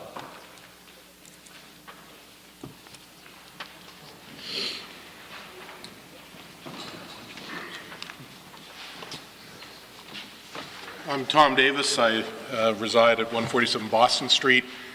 I'm a slip owner at the Guilford Yacht Club, and I'm on the board of the Unit Owners Association of the Guilford Yacht Club. And we're, I think, in our first hearing for our application to allow public access to the restaurant, lunch restaurant that we operate at Guilford Yacht Club, which is currently permitted for member and guest use. So I have, this is the first public hearing, is that? Yes. Okay, so basically you want to convert the use of the space to be a public restaurant. Correct. Currently, we operate as a member guest lunch restaurant, and we'd like to open that up for public access. I'll read it into the record. Did you get this letter yet? We did. Okay, perfect. The Yacht Club is applying for a special permit for a change in use to allow for a restaurant to be installed in a coastal area management area. Carol Seismecki, Environmental Analyst 2, with the Connecticut Department of Environmental Protection, noted in her March 21st, 2018 letter that the Commission needs to make a determination of will the change in use to a restaurant cause the water-dependent use to be diminished in the present or in terms of expansion of the marina in the future. The Office of Long Island Sound Program fact sheet for general public access to coastal waters note that water-dependent uses are facilities which provide for recreational use or enjoyment of coastal waters and/or their adjacent shorelines by the general public. General public recreational use and enjoyment includes, but not limited to, fishing, hiking, boating, birding, and wildlife observation, and general passive enjoyment of scenic waterfront coastal views and vistas. The Connecticut Coastal Management Act notes that waterfront sites should, in most instances, be developed with water-dependent uses unless site-specific characterizations prevent such use. For non-water dependent use at any waterfront site, coastal public access should be provided as a standalone water dependent use to mitigate the adverse impact. The fact sheet indicates that the commission should determine the accessibility of the potential adverse impacts based upon the consideration of the site's unique characteristics, including its potential to accommodate water-dependent development or use, effects of the proposed non-water-dependent use on possible future water-dependent development opportunities, and consistency of the proposed use with applicable Connecticut Coastal Management Act policies and goals. The degree to which the potential adverse impact in the future water-dependent development opportunities area created by the proposed non-water development use should be determined based upon a consideration of the amount and characteristics of the shoreline proposed to be developed for non-water dependent use and the intensity of such use. The following list of potential public access opportunities and constraints should be considered in determining the type and extent of coastal public access appropriate for the site. General site topography, too many words, including site elevation and contours on-site or adjacent, safety hazards, water depth, presence of sensitive coastal resources and the need to protect them, community coastal recreational facilities needs, neighborhood privacy concerns, and views from the site. If the commission feels that the change in use to the restaurant creates an adverse impact to the water-dependent use, the commission can, as a condition of approval, require public access area be created for the general public, non-restaurant patrons. Thank you. Could we do this? We're going to take a quick break because we've got to swap the tape out. Sorry. Hold that thought, though. We just have to change the tape, and we'll conduct no business while that's going on, except a little business. Take care of it. Thanks, Frank. Don't say it. Having conducted no business of the Planning and Zoning Commission, we will resume the public hearing for the Unit Owners Association at the Guilford Yacht Club. I have a question, following up my reading of Kevin's letter that just was, is it your opinion that reducing or that changing a private site to a public site would reduce public access to the water? I think it's quite the opposite.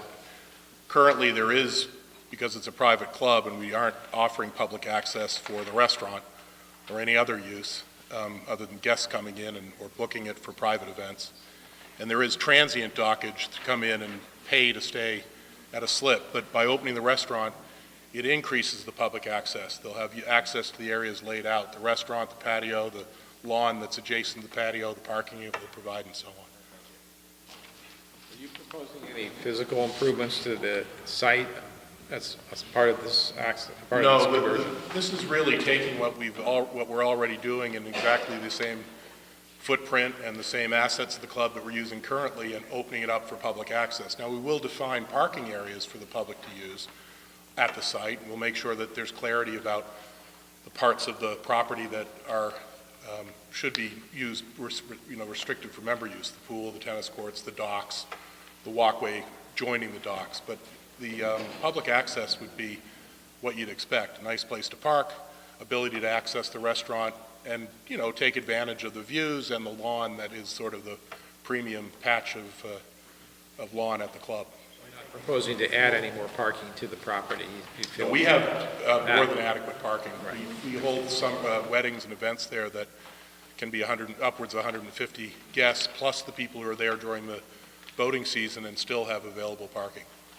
You won't have the guest guardhouse in operation when... No, during the hours of operation of the restaurant, the gate will simply be put up.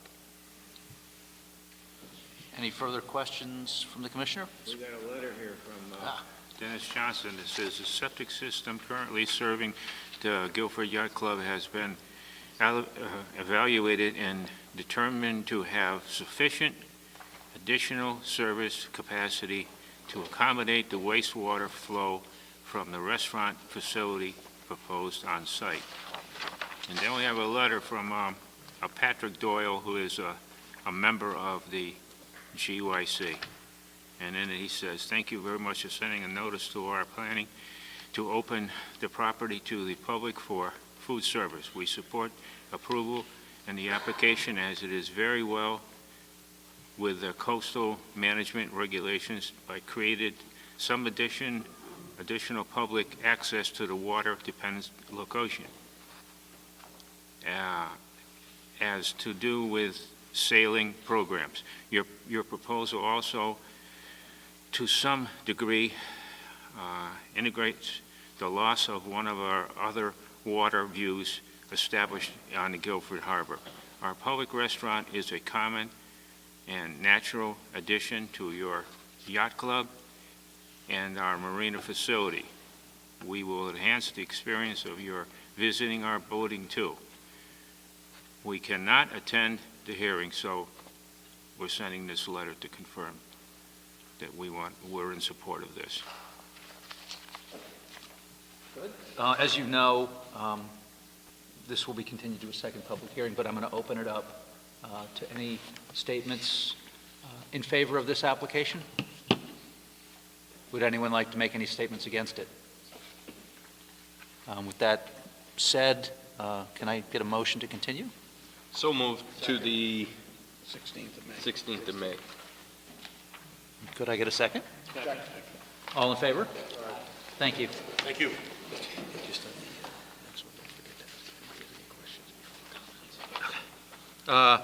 Scott Mojalewski, 1162 Moose Hill Road.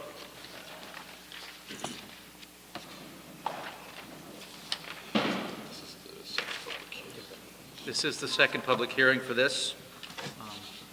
So thank you for coming. My name is Jeff Meeker, standing in for Scott today for a second hearing for the proposed garage that he wants to build on his property, 1162 Moose Hill Road.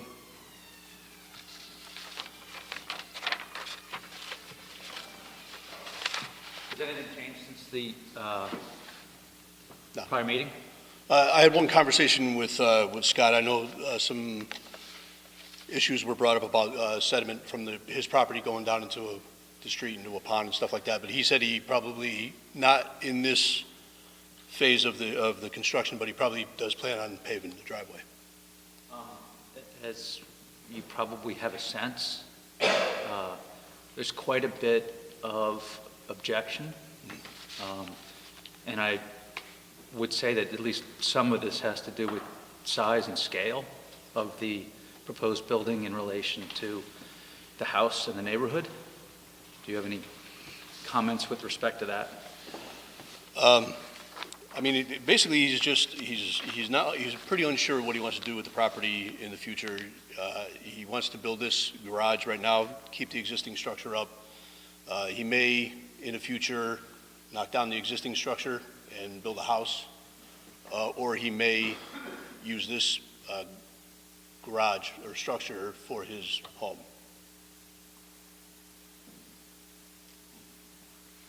Gentlemen? What is this going to be used for now? It's a garage. So, if I'm right, the first floor of the garage is 3,200 square feet? 3,100 square feet. 3,100. So the total area of the first and second floor is 6,200?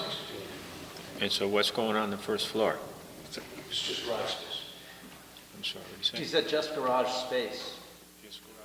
I have a question. You know, a lot of the public comment last time around was that it's just way too sort of big for the place for it being a garage. What's your opinion on the size of it on the site compared to the rest of the neighborhood?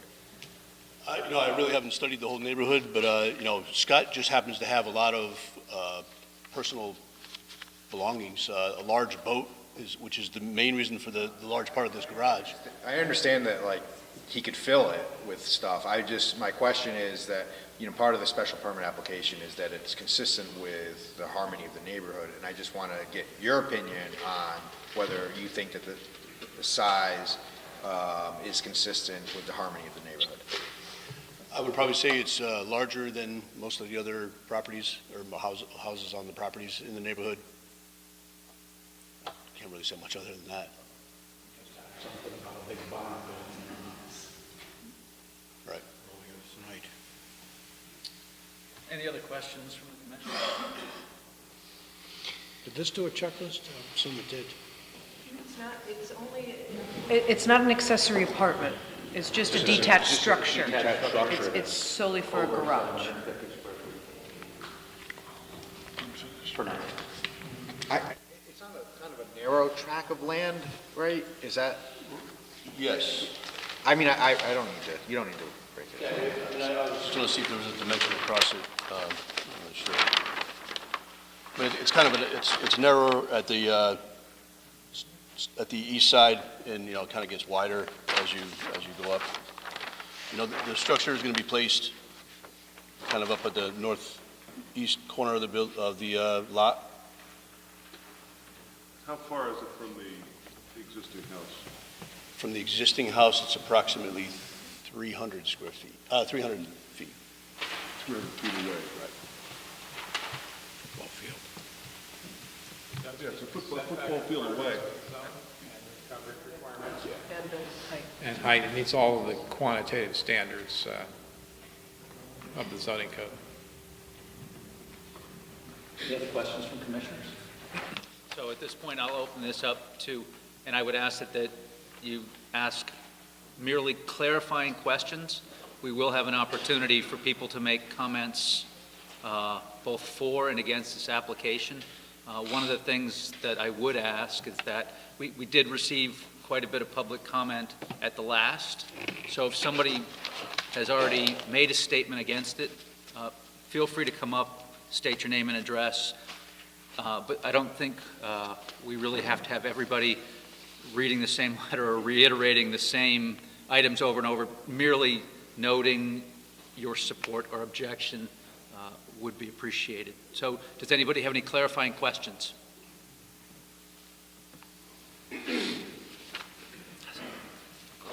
Richard Ray, 1179 Moose Hill Road. Where is Scott? We've all been to these meetings. This is the third time, fourth time, and Scott hasn't attended one of them. I'm just curious where he is. He chooses not to come. He asked me to come for me. Okay, thank you. Does anyone else have any clarifying questions of the applicant? Please come up, state your name and address.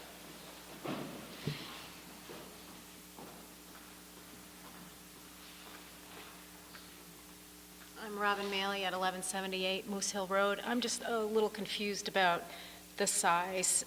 It's now 3,100 square feet, but now he might still live in it at some point. I mean, that just doesn't seem clear to me. And that was originally proposed to be, double the size. So, I believe it still is. That's still The the footprint design, is but the second floor so is the not. footprint's 31 square feet, but what is the total building? 6,200. 6,200. Okay, I'll make a comment later. Thank you. So clarifying question is, what is the square footage? And the answer was 6,200.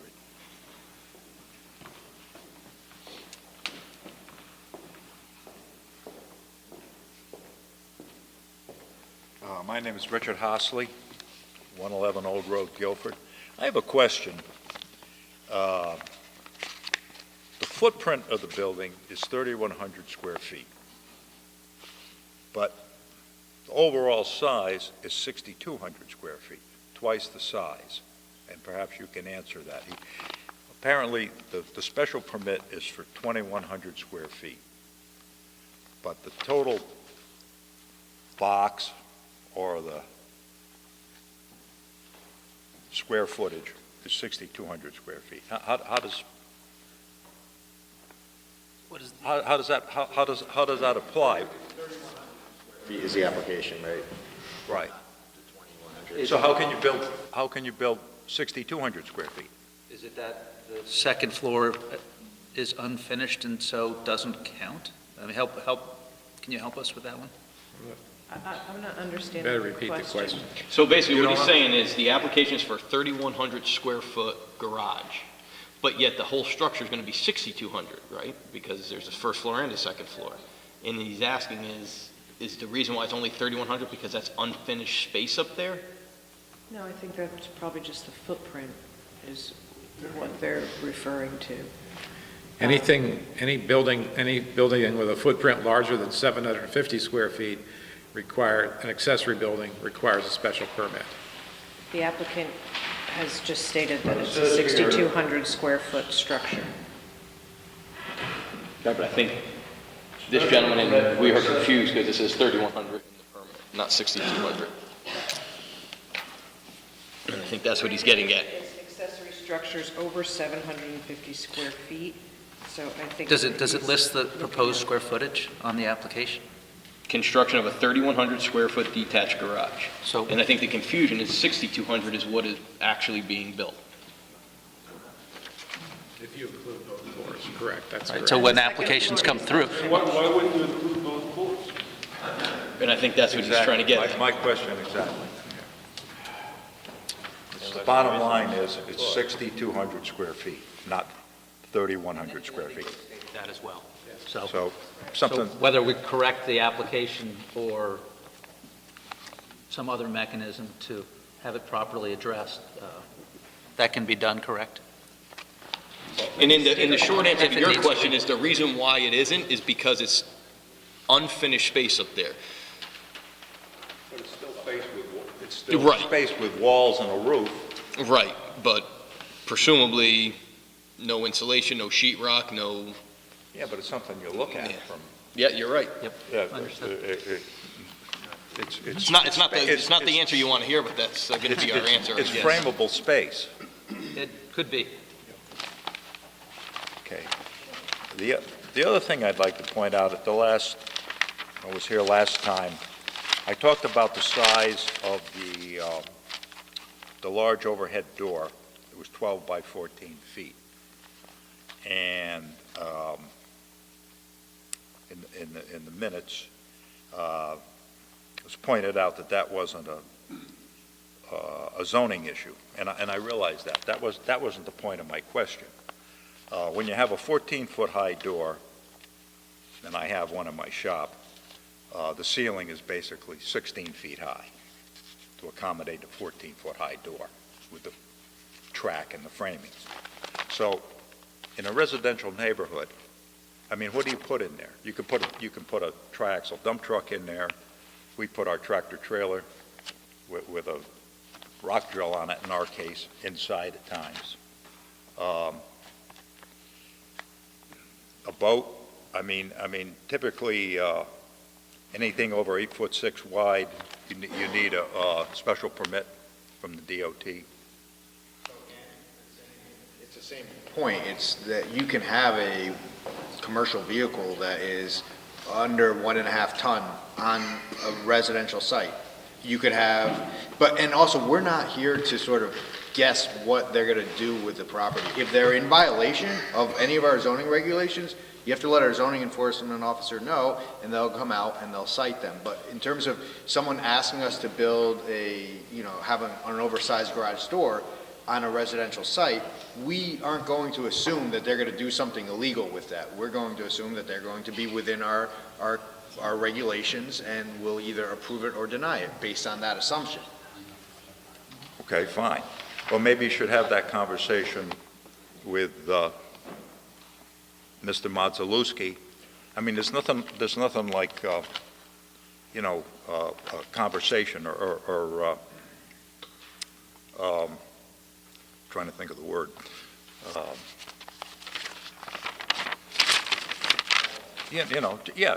Just public dialogue. And perhaps if he had some dialogue with the neighbors, there wouldn't be so much opposition. Understood. Thank you for your question. Can I make a? Sure. comment? So I know a lot of the neighbors are concerned that Scott's going to be running his business out of this garage, and he actually has his business address is 31 Fulton. This is one of his utility bills. This is his garage in his building with his sign in New Haven that he works out of. So he works here. He has no intention to work out of his garage. Thank you. That's just speculation. That could change tomorrow if his lease is up. I think it was perhaps explained at the last public hearing, I think it was. Residents are permitted to use their dwelling for purposes of business or professional office. So this person could operate their business in their home. I don't know what kind of business he's in, but as long as he doesn't use more than 25% of the floor area of the dwelling, and as long as he doesn't have any more than 2 non-resident employees, he can use his home for business, his business or office purposes. Very good. So is the floor area 3,100 or 6,200? It's both. I mean, we typically, when we think about the accessory structure regulation and the 750 square feet and the proposed building, we use the floor area of the building as the number that we advertise the application at, not the fact that it might have a second floor with additional space. That's why the 3,100 is used.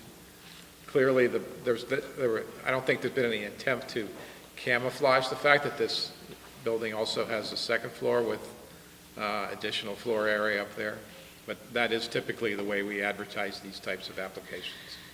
Is there any limitation on the amount of business activity that can be conducted on an accessory structure that's not a dwelling? 'Cause this is a garage. You can't use an accessory structure for any type of human occupancy unless you have a special permit. So if he wants to conduct his business, in the garage, he can have a telephone and a computer and whatever other things he does as part of his business. If he wants to do that in the garage or in a workshop that it's in unimproved or uninsulated, unheated space, he can do that. I don't know what the nature of his business, but yes, he could use the garage to do work like that, even though it's not finished. I mean, that's fairly unlikely. I mean, that isn't what people normally do. If he wants to create any portion of this building as habitable space, meaning heated, plumbed, insulated, then he needs another special permit, assuming he builds the building. Is an accessory building by definition unfinished, uninsulated? No, I mean, you can, if you want to insulate it and finish it, and it's detached from the house, you have to have a special permit. If you want to create an accessory building or use an accessory building that's detached from the principal dwelling for office, for recreation room, for your studio, as guest quarters, you can do any of those things subject to special permit. There's also a separate special permit process, as you know, if you want to create an accessory apartment in a detached building. The difference between the apartment and the otherwise finished habitable space is that the apartment will have a kitchen. Those are two separate types of special permits. But this person is applying for a third type of special permit, which is an accessory building detached, larger than 750 square feet. And he's not proposing to make it habitable. Could he bring his dump truck in there and work on it? Okay, we can't rule on that, like you said. We can't rule on that saying, we can't speculate on what he's going to do. But if that does happen, what we have to judge on is, does it fit into the neighborhood? If we start driving trucks up the driveway to work on them, we start doing mechanical work in a big building like that, then it does not fit in the neighborhood. So that would be no, we cannot tell him what he can do and what he can't do. But we can make a judgment on the fact that if it is going to be used for that. Well, there's a maximum So we have to say, I'm saying it needs to fit into the neighborhood. Right. And in that case, it wouldn't. The structure needs to fit in the neighborhood, not the use. No, there is a limit on how big a truck you're allowed to have in a residential zone. 1.5 tons. So a big dump truck would not be allowed. To store. But if the nature of your business is repairing dump trucks. No, you cannot do that. You couldn't drive it in, open the garage door, pull it in, close the garage door, fix it, and then have it drive out and not stored there that day. Perhaps. That's not a big gray area. If you have pickup trucks, you can have, there's no limit on the number of trucks you're allowed to have. You can own dozens of trucks if you want to. And you can work on and repair your trucks or your cars as much as you want. A truck larger than 1.5 tons, if that truck were, I'm sorry, go ahead, Aaron.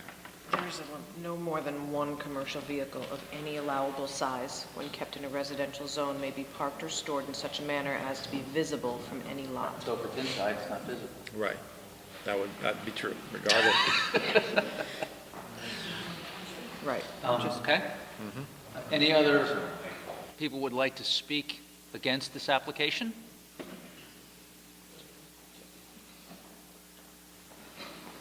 Just one question. Name and address for the record, please. John Coon, 1180 Moose Hill Road. Why is Scott moving or wants to move the garage all the way up to the top of the property? Just the best area to fit the size of the building. The best area, or to keep it away from the homes down bottom? I don't know if that's really his intention to keep it away from homes, but just to, the area, the property best suited for that structure is up on top. The board knows that there are two homes all the way up at the top of the property, my house and my son's house. And where he's proposing to put the garage will be within 80 feet of my home and within 100 feet of my son's home. So it would have an enormous impact on both my son and myself. Thank you.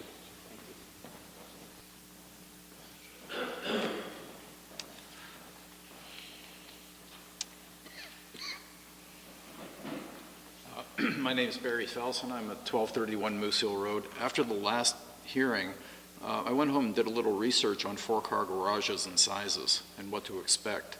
And I just entered very simple search terms, so I've got no perspective on this other than what I found. The average four-car garage is 48 by 30 feet, 1,440 square feet. This is no average four-car garage. So I said, let's look at big ones and see what that's about. Well, I found plans, commercially available plans. They sell them on the internet. There's sites specifically set up as businesses to do that. For a 4-bay garage, 3 cars, 10 by 9 doors, and an RV bay as well, which was a 12 by 14 door, which is what's on here. And that's 2,190 square feet. So what Scott is asking for is something that's 221% the size of an average 4-car garage, and 141% the size of what somebody's selling as a commercial, what somebody is selling commercially as a plan for a similar garage. It's so far beyond what is normal for this neighborhood. And I know, I absolutely agree that you can't speculate what's going to go on, but he has a history of non-conforming use. So that's, as I said last time, that's why you're getting a lot of the pushback on this.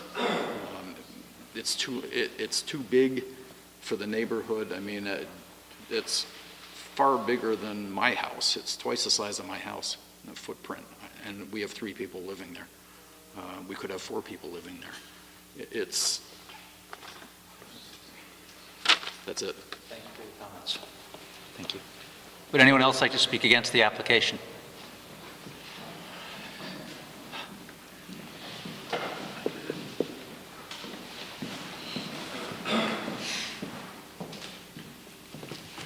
Harry Pope, 1225 Moose Hill Road.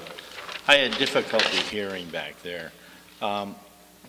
Did I understand that the building, being an outbuilding as it is, could not be insulated and sheetrocked?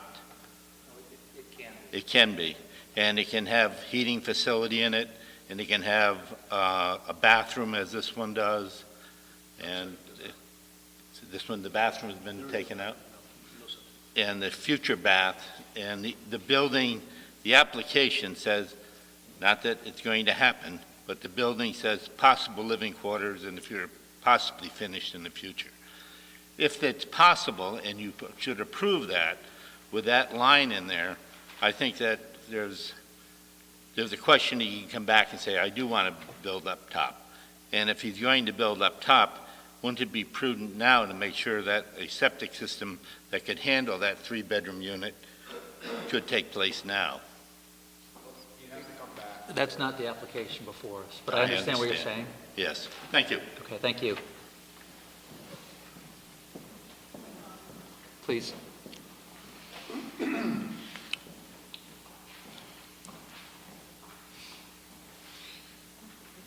Robin Malley, 1178 Moose Hill Road. Just about the harmony of the neighborhood. I live directly next door, and my house was built in 1860. So it looks like a beautiful farmhouse. I look out, I mean, one of the reasons I bought the house is because the neighborhood is so lovely. I look out at an open field across with a beautiful pond. I look at another house with quite a bit of land that's really very pretty. There are many, many historic homes on the road. It's a nice, windy, beautiful home with a lot of beautiful foliage. There is nothing in the entire road, close neighborhood, anywhere that has any structure like this.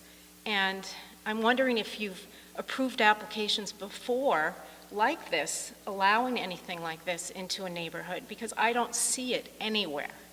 There's horses, there's sheep, there's cows down the street. I mean, it's absolutely beautiful. So I don't see where this has been allowed within any other neighborhood within Guilford that I've seen. That's my comment. I've been on this commission for a while, not as long as some of these guys. I don't recall one quite like this, but that's the first time for everything. I don't know, I wanted to call it the Historical Preservation Society. I don't know what their realm is, but I mean, I expect that if I wanted to do something to my house, it would be difficult for me to do because it's a historical property, and there's many on the road. So this is totally out of harmony. Thank you. Anyone else? Name and address for the record, please. Thank you. My name is Claudia Nettleton, and I live at 308 Old Road. I have a question. What is this structure going to be built? What material? Is it going to be like galvanized steel? Is it going to be brick? Is it going to be wood? What kind of a structure? It's a residential building, wood-framed, vinyl siding, vinyl double-hung windows, shingled roof. I mean, it is a residential style. I have a drawing right here if you'd like to see it. Is it in color? No.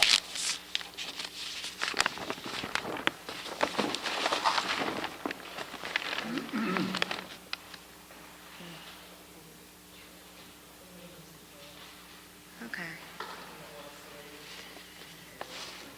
I still don't like it. Okay. All right. Would anyone else like to speak? Thank you for all of your input. That being said, one more, please. Good timing. Thanks for hearing me. I'm Jack Nettleton, 308 Old Road. That was my wife. My house is a stone's throw away from the property. We're divided by a little bit of inland wetlands with all the trees that are down now from numerous storms. I mean, I get a clear view from my back deck. My concern is the size of the property. We go by the property to turn onto Old Road several times a day. My wife and I are both semi-retired. Without exaggeration, what is it, 75 feet wide by 100 yards long? Where in the world is this property, this building going to be situated, and how is it going to be situated? I have a survey here. Secondly, the gentleman said we can't speculate what's going to happen once it's built and what he's going to do with it. No, we can't. We all know what assume means, but So the wetlands. I'm not going to rent a building for my Scott Industrial Services in New Haven when I have a 7,200 square foot building or whatever it's going to be. I mean, we're all born, but not yesterday. So why would I rent when I'm going to have this big building? Well, I mean, his business is almost 90% at the New Haven Food Terminal, and that's where his his office is. So And again, just about all of his work is there. why would I build this building and rent from New Haven Terminal? It just doesn't make Because that's sense. where all his work is. That's. All right, thank you. Thank you. Would anyone else like to speak against the application? Come on up.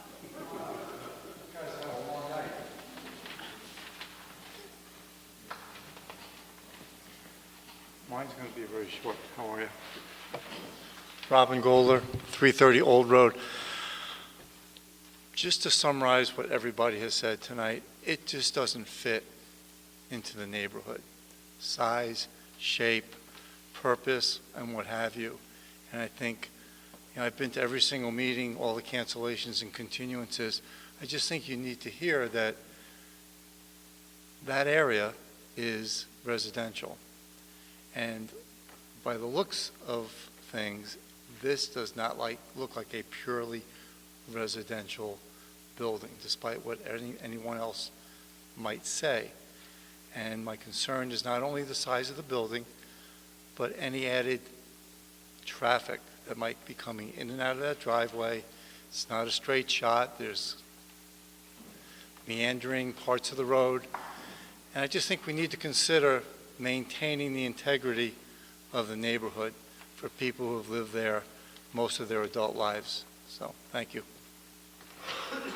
Thank you. Last call. With no further comment, would some... Oh, sure. Just as far as Scott's business, so after 2005, Scott used to have a construction company where he had triaxles, large vehicles, equipment. He sold that business, and he's a welder now. So his business is in, like I said, most of his business is, majority of his business is at the New Haven Food Terminal. Tell me how you think this fits into the neighborhood, so that, that's just Well, my... I mean, it is a residential structure. It is not a commercial, other than the size, it's not a commercial structure. I mean, if you think of commercial or industrial buildings, you're thinking metal. It being a residential structure. I'm talking about the size and the whole imagery of the structure. It looks like a pretty just big building, even though it's residential, and it seems to me that it might be out of character for that neighborhood. Can you tell me why it's not out of character? No, I can't really. I got a quick one also. In your opinion, would building the structure and the proposed location and size increase or decrease the value of budding neighbors' properties? I mean, if you're gauging the value of a property by square footage of a structure, it would probably increase. How about the aesthetics of the location of this in relation to other properties? I mean, it's an opinion. I'm just curious. Well, I mean, it's set off the street, roughly 450 square feet. I keep saying square feet. 450 feet off the street. So, I mean, you have to understand that people will be concerned about a structure this size, but I mean, if it's within his rights to build a structure like this, I don't know why he wouldn't be able to. Thank you. Second. All in favor? Aye. Okay. Thank you. So we're not deliberating on U-Haul. We're moving that to the next. We already did that. How about can I get a motion to approve the revised agenda? So moved. Second. All in favor?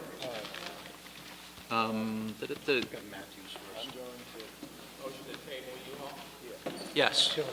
Till we'll decide whether or not we do another special meeting to discuss the special permit criteria at a time to be determined within the 65 days. Make a motion. Okay. Voted that the Guilford Planning and Zoning Commission approve a special permit application for John P. Matthews at 17 Whitfield Street, map 39, lot 101, to change the use of the property from reading room to retail store as shown in an application dated March 15, 2018, and is heard at a public hearing on April 18th and May 2nd. This application is approved with the following conditions: that the approval use is for retail store selling craft goods, gifts, art, and similar products. Second, that no expansion of the building is allowed. This application is approved based upon a finding that proposed use will have no adverse impact on the surrounding properties. The special permit is effective on May 11, 2018, and upon filing with the town clerk. Second. Discussion? Pretty straightforward, small property. Yep. At the end of that last thing, what just happened? You guys made a motion, and what happened? We just closed the public hearing. Close the public hearing, and then we're going to go So through no each more of the items that comments. we have to act on. and then we'll act on them, and then we'll make a decision on the ones that we have to act on, and then we'll go home. So are you making a decision on the Scott Modulus? We will. You might want to hang around. So, we have a motion, we have a second. Any discussion? It seems pretty straightforward. Everybody good? Call the vote. All in favor? Aye. Very good. Are we holding off Claremont till they do the accessory? Can I get a motion to table? So moved. Second. All in favor? Aye. Good. Got one for O'Keefe. Voted that the Guilford Planning and Zoning Commission approve a coastal area management application for Thomas and Mary O'Keefe for installation of stairs in a walkway at 648 Mulberry Point Road, map 10, lot 146, as shown on an application dated 3/12/18 and plans prepared by Coastline Consulting and Development. The application is approved based upon finding that it conforms, based upon Kevin McGee's letter of conditions dated May 2nd.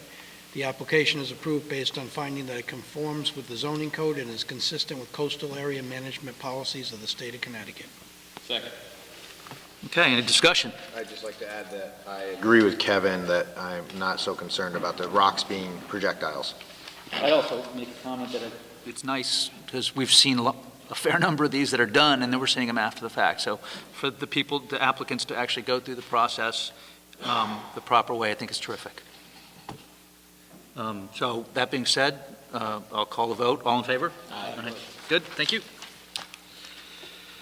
I'll make a motion voted that the Guilford Planning and Zoning Commission approve a coastal area management application for David and Janine Braun at 5 Rock Lane, map 10, lot 70 for dock access walkway as shown on an application dated March 29th, 2018. This is an after-the-fact application, and I don't think that we ended up having could have any conditions. So this application is approved based upon a finding that it conforms with, oh, you know what, the one condition is as-built. The application is approved with the following condition that an as-built be submitted once the project is completed. This application is approved based upon a finding that it conforms with the zoning code and is consistent with the coastal management policies of the state of Connecticut. If you wanted to, you could add a recommendation there that no lighting be incorporated or added to this pier. Sure. I will Recommendation, add that recommendation. right? Only? That's all. That would be a recommendation to the state and to the owner. I will add that as a recommendation, not as a condition. Then I'll resecond that. Any questions, discussion? I don't know if lighting is a safety issue or not. It's a recommendation, not a condition, so they have to live with their neighbors, so. So I'll call the vote. All in favor? Aye. Very good. Remington. Voted that the Guilford Planning and Zoning Commission approve a re-subdivision application for John and Kara Remington, 190 Peddlers Road, map 73, lot 3-19, as shown on site development plan Remington property dated April 2nd, 2018, prepared by Anderson Associates, record subdivision map Remington property dated April 2nd, 2018, prepared by Anderson Associates. This application is approved with the following conditions. First, the site plan development be revised to provide the design of a 15-inch diameter drainage pipe from the catch basin at the Peddler's driveway to lot number 1 to the satisfaction of the town engineer. Second, the construction phasing plan for clearing and grading improvements be added to the site development plan. Third, that the right-of-way line shown on the recorded subdivision map be monumented prior to the issuance of a C of O for either lots 1 or 3. I guess the fourth one. Was to revise the submitted map to show the easements. Revise the submitted map to show any easements or any other missing markers. And is that all? One other thing, in the open space, Eric talked about the open space. The plan that we're recommending you approve shows that open space being deeded to the Guilford Land Trust. Add a condition to the effect that if the Guilford Land Trust chooses not to accept the open space, the plan be modified to incorporate a conservation easement in that designated area. I'll add that. Thank you. Second. Well, this application approved based upon finding that it conforms to the zoning code and subdivision codes of the town. I'd also like to point out that the blasting is not something that's under the jurisdiction of the Planning and Zoning Commission. That's the fire marshal administering the state law with regard to blasting permitting. And I assume that there's liabilities associated with that for the blaster, so. I don't know that much about it, but it's highly regulated, I know that. Discussion? So I'll start by saying I understand the opposition, very educated, he's in the business as well, but, we rely heavily on our town staff, and we had an engineer that kind of quelled all of the concerns that I had, so I would have to support this. I would agree. I'll call the vote. All in favor? Aye.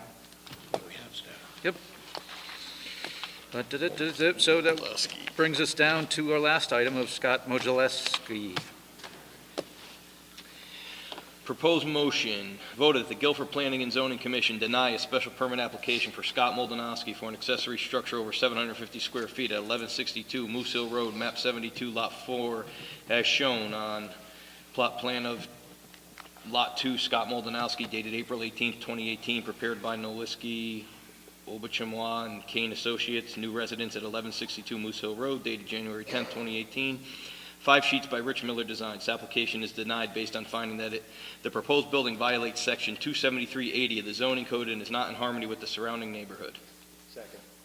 Discussion. I'll add that there was no one that gave any testimony that this was in harmony with. Well, I was just gonna read So I like the think that first standard for a special permit. The location, type, character, size, and use of any building or other structure in connection therewith shall be in harmony and conform with the appropriate and orderly development of the town and neighborhood, and will not hinder or discourage the appropriate development and use of adjacent lots or impair the value thereof. So without discussing any possible uses of the site, I just think that there was no testimony given whatsoever on the harmony of the structure. Forget about what the maybe use is. Well, And I don't think we should- my big concern was placing a structure of this size in what I would call close proximity to other neighbors, in my opinion, does not improve the value of their property and certainly decreases it a little. That's a judgment call, but that would be mine. The only thing I will say is I put this because I don't believe it is in harmony. However, I mean, from what I understand, the other house on the property is pretty dilapidated. And it's kind of, I guess it's disheartening knowing that, I mean, if he took that house down, as of right, he could build this. Well, I think at the end of the day, he could put up a sizable structure on this site. It just needs to be in harmony. He needs to give me. No. But if that other house comes down, he comes back in here. As of right, he could put up that exactly what he just presented. Oh, we don't need to So, worry about but that today. just Thanks, Frank. yeah, We're dealing with the as-is. yeah. All right. So there's a motion, there's a second, and I'll call a vote. All in favor of denying this application? The application's denied. No, hold on. Put your hands up for denying. Sorry. Sure. You can always abstain, but you were here for the whole time. We encourage your opinion. It's valued. Okay. Special permit. Robert Cheney, 2 Long Hill Farm, map 85, zone PRD, special permit for change in PRD, second floor addition to existing house, section 273-19, set a public hearing date of 5/16/18 to be continued. Can you guys have your conversation outside? To be continued to 6/8 for mandatory second hearing. Second, or so moved. Okay. Second. I added a quick item. I don't know if there's anything for the zoning enforcement officer to report to us. So what I've asked for is when in fact we place conditions on applicants as a part of our approval process, that if in fact there are timelines for those conditions, that we are reported back to as to whether or not they're met or not. It's our name on it. Okay. Other, September 8th, 11 o'clock to 4, PM for Allison Verain Clambake, a charitable event established a scholarship. I'm guessing that's the fairgrounds that wants to add another event? Right. The fact that they're doing that. Yeah, they have to do that. Did anyone have a chance to review the minutes? I didn't, they were substantially correct. I expect with Lisa about spelling someone's name. Okay, terrific. I make a motion to approve the minutes. All in favor? That being, do we have any bills? No bills? Great. There's no business before us. Seeing as there's no business before us, I'd make a motion to close. I would have someone second that. All in favor? Thank you, Thanks, Mr. guys. Chairman. Out of here like you want a beer. How'd you do, Phil? 106. Not great. Not bad.